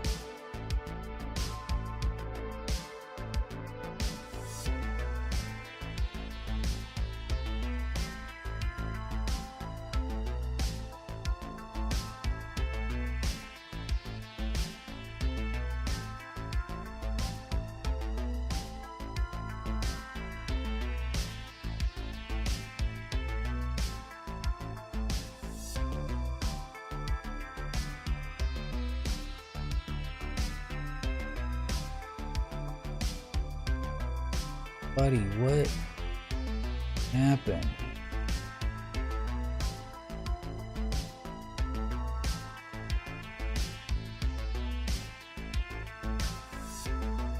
That one loose vertice that just popped out. For some reason.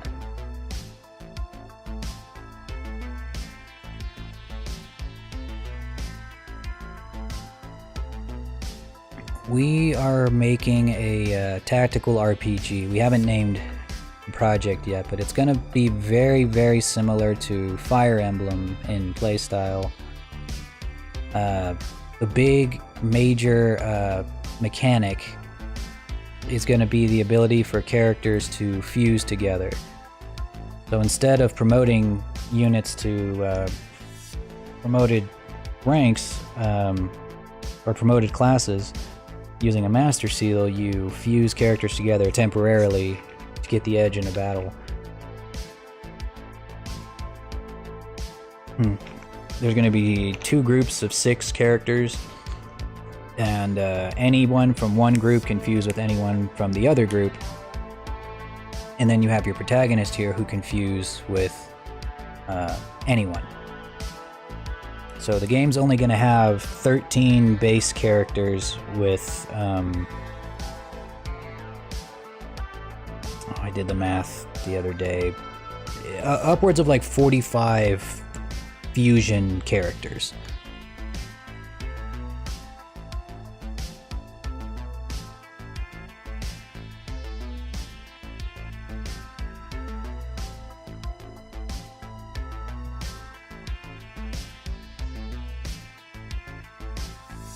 Let's see.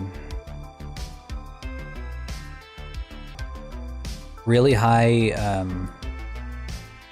high poly and stuff, but it's really not that crazy. I think right now I'm only at 33% GPU, and my PC is really not that beefy.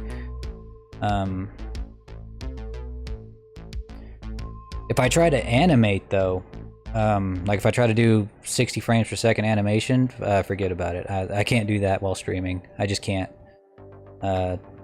Just isn't happening. Gotta say, fellas, I think we did it. Like, I really think we did it. I'm still a little unsure about the skin tone.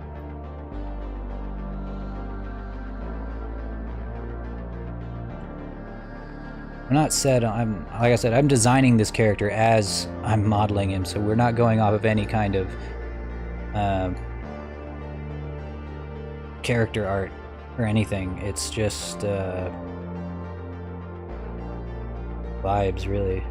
All vibes.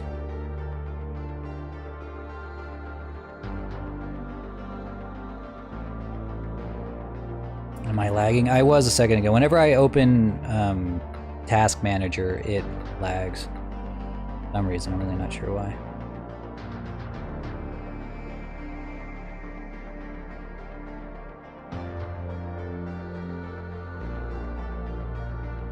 Yeah, if I do any kind of animation, it's immediately start lagging like crazy. Let's see, about what skin tone is here. Like a lot of ways I can go, really. You know what? Let me just pick a couple of colors, like from Fire Emblem Engage, because that one had like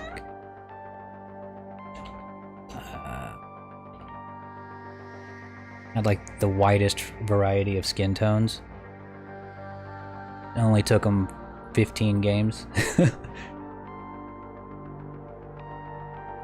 15 games to get some diversity. Alright, we'll see you next time, buddy.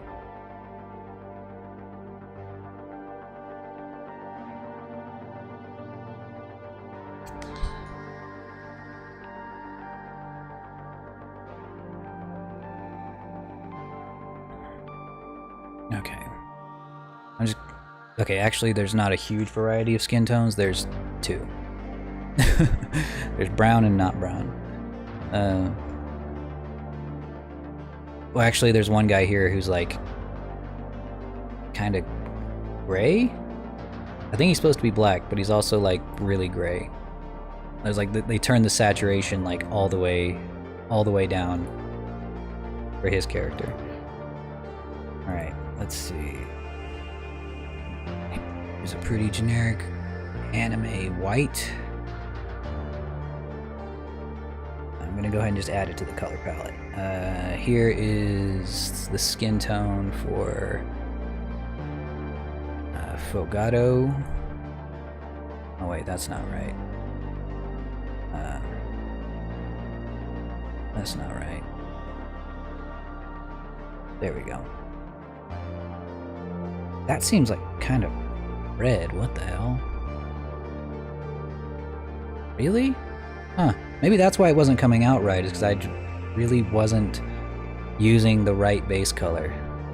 See, I told you guys, I'm really bad with colors. Alright, and here is like the pastiest, whitest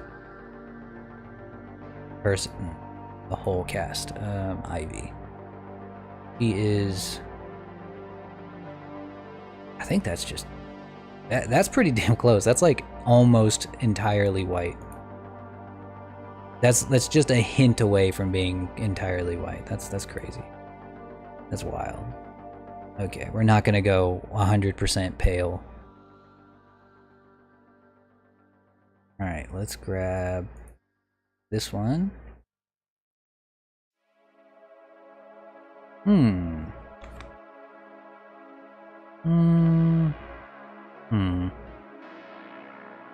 This one.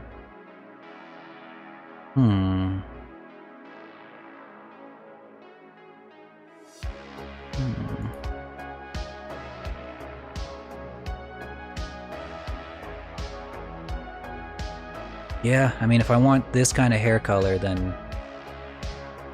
Yeah, because I really like this hair color. Let me just... I can put a little bit of color on this guy, come on. Just a little bit of color. Alright, like, come on.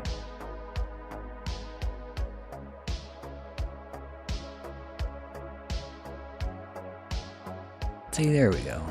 Just a little bit of orange, a little bit of red.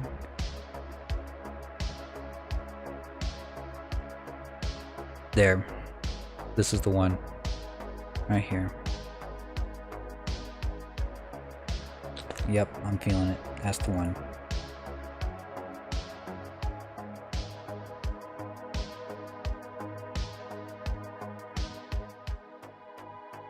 I'm gonna go ahead and save that color palette just in case. Alright.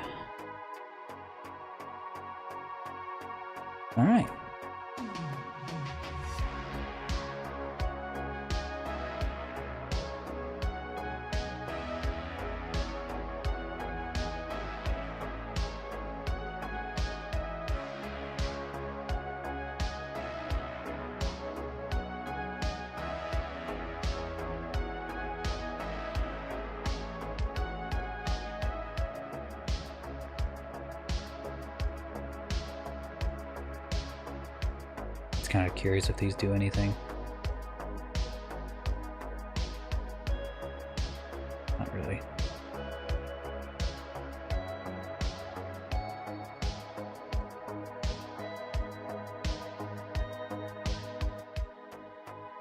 Okay, I think that's gonna be it, fellas. I'm gonna grab my camera.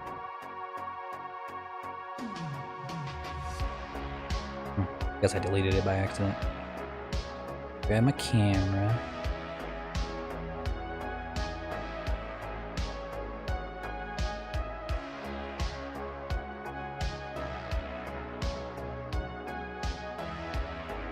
I don't know what color the horns are going to be. No idea. Why don't we go with this for now? White goes with everything. So does black, though.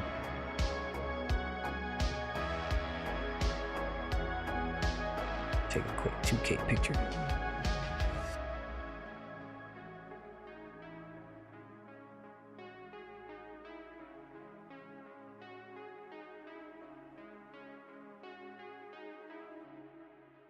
Oh. Whoops. Everything is rendered. Got to make sure that only this group is out. There we go. Whoops. I need a light too. Add sunlight.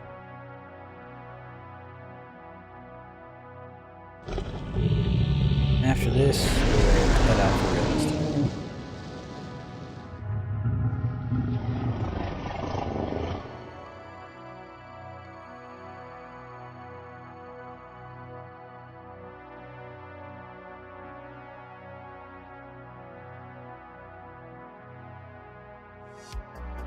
Since we didn't really screw with his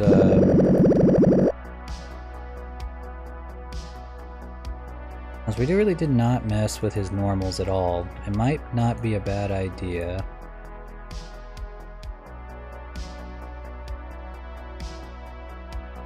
to instead use one of these.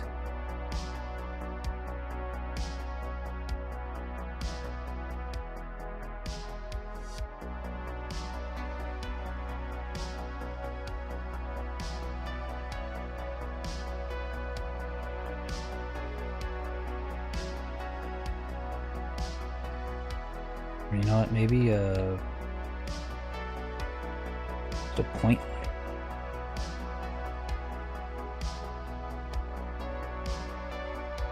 Yeah, just a point light.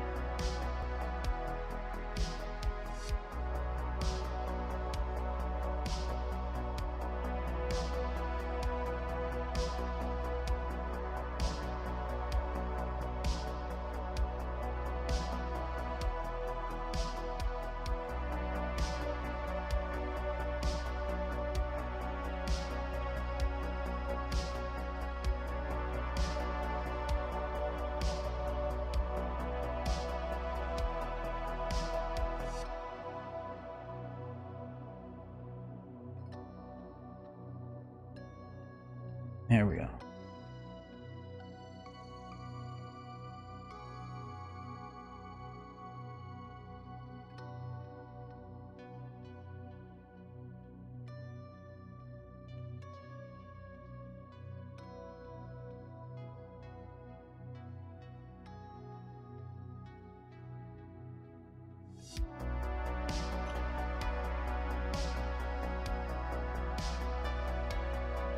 JPEG, 100% quality, and save. Alright, fellas. I think that'll be it for tonight. Thank you all for coming. Thanks for sticking around for my first stream in a while. I might be back again next week to continue modeling this guy, and if we don't go to the movies tomorrow, then I'll probably be back tomorrow to do his outfit. Because once he has his outfit, he's kind of, he's kind of done, or at least he's ready for texturing. Like actual texturing, like putting in the hand-painted stuff and not just some fill textures here and there. Alright, everybody. I'll see y'all next time. Have a good weekend.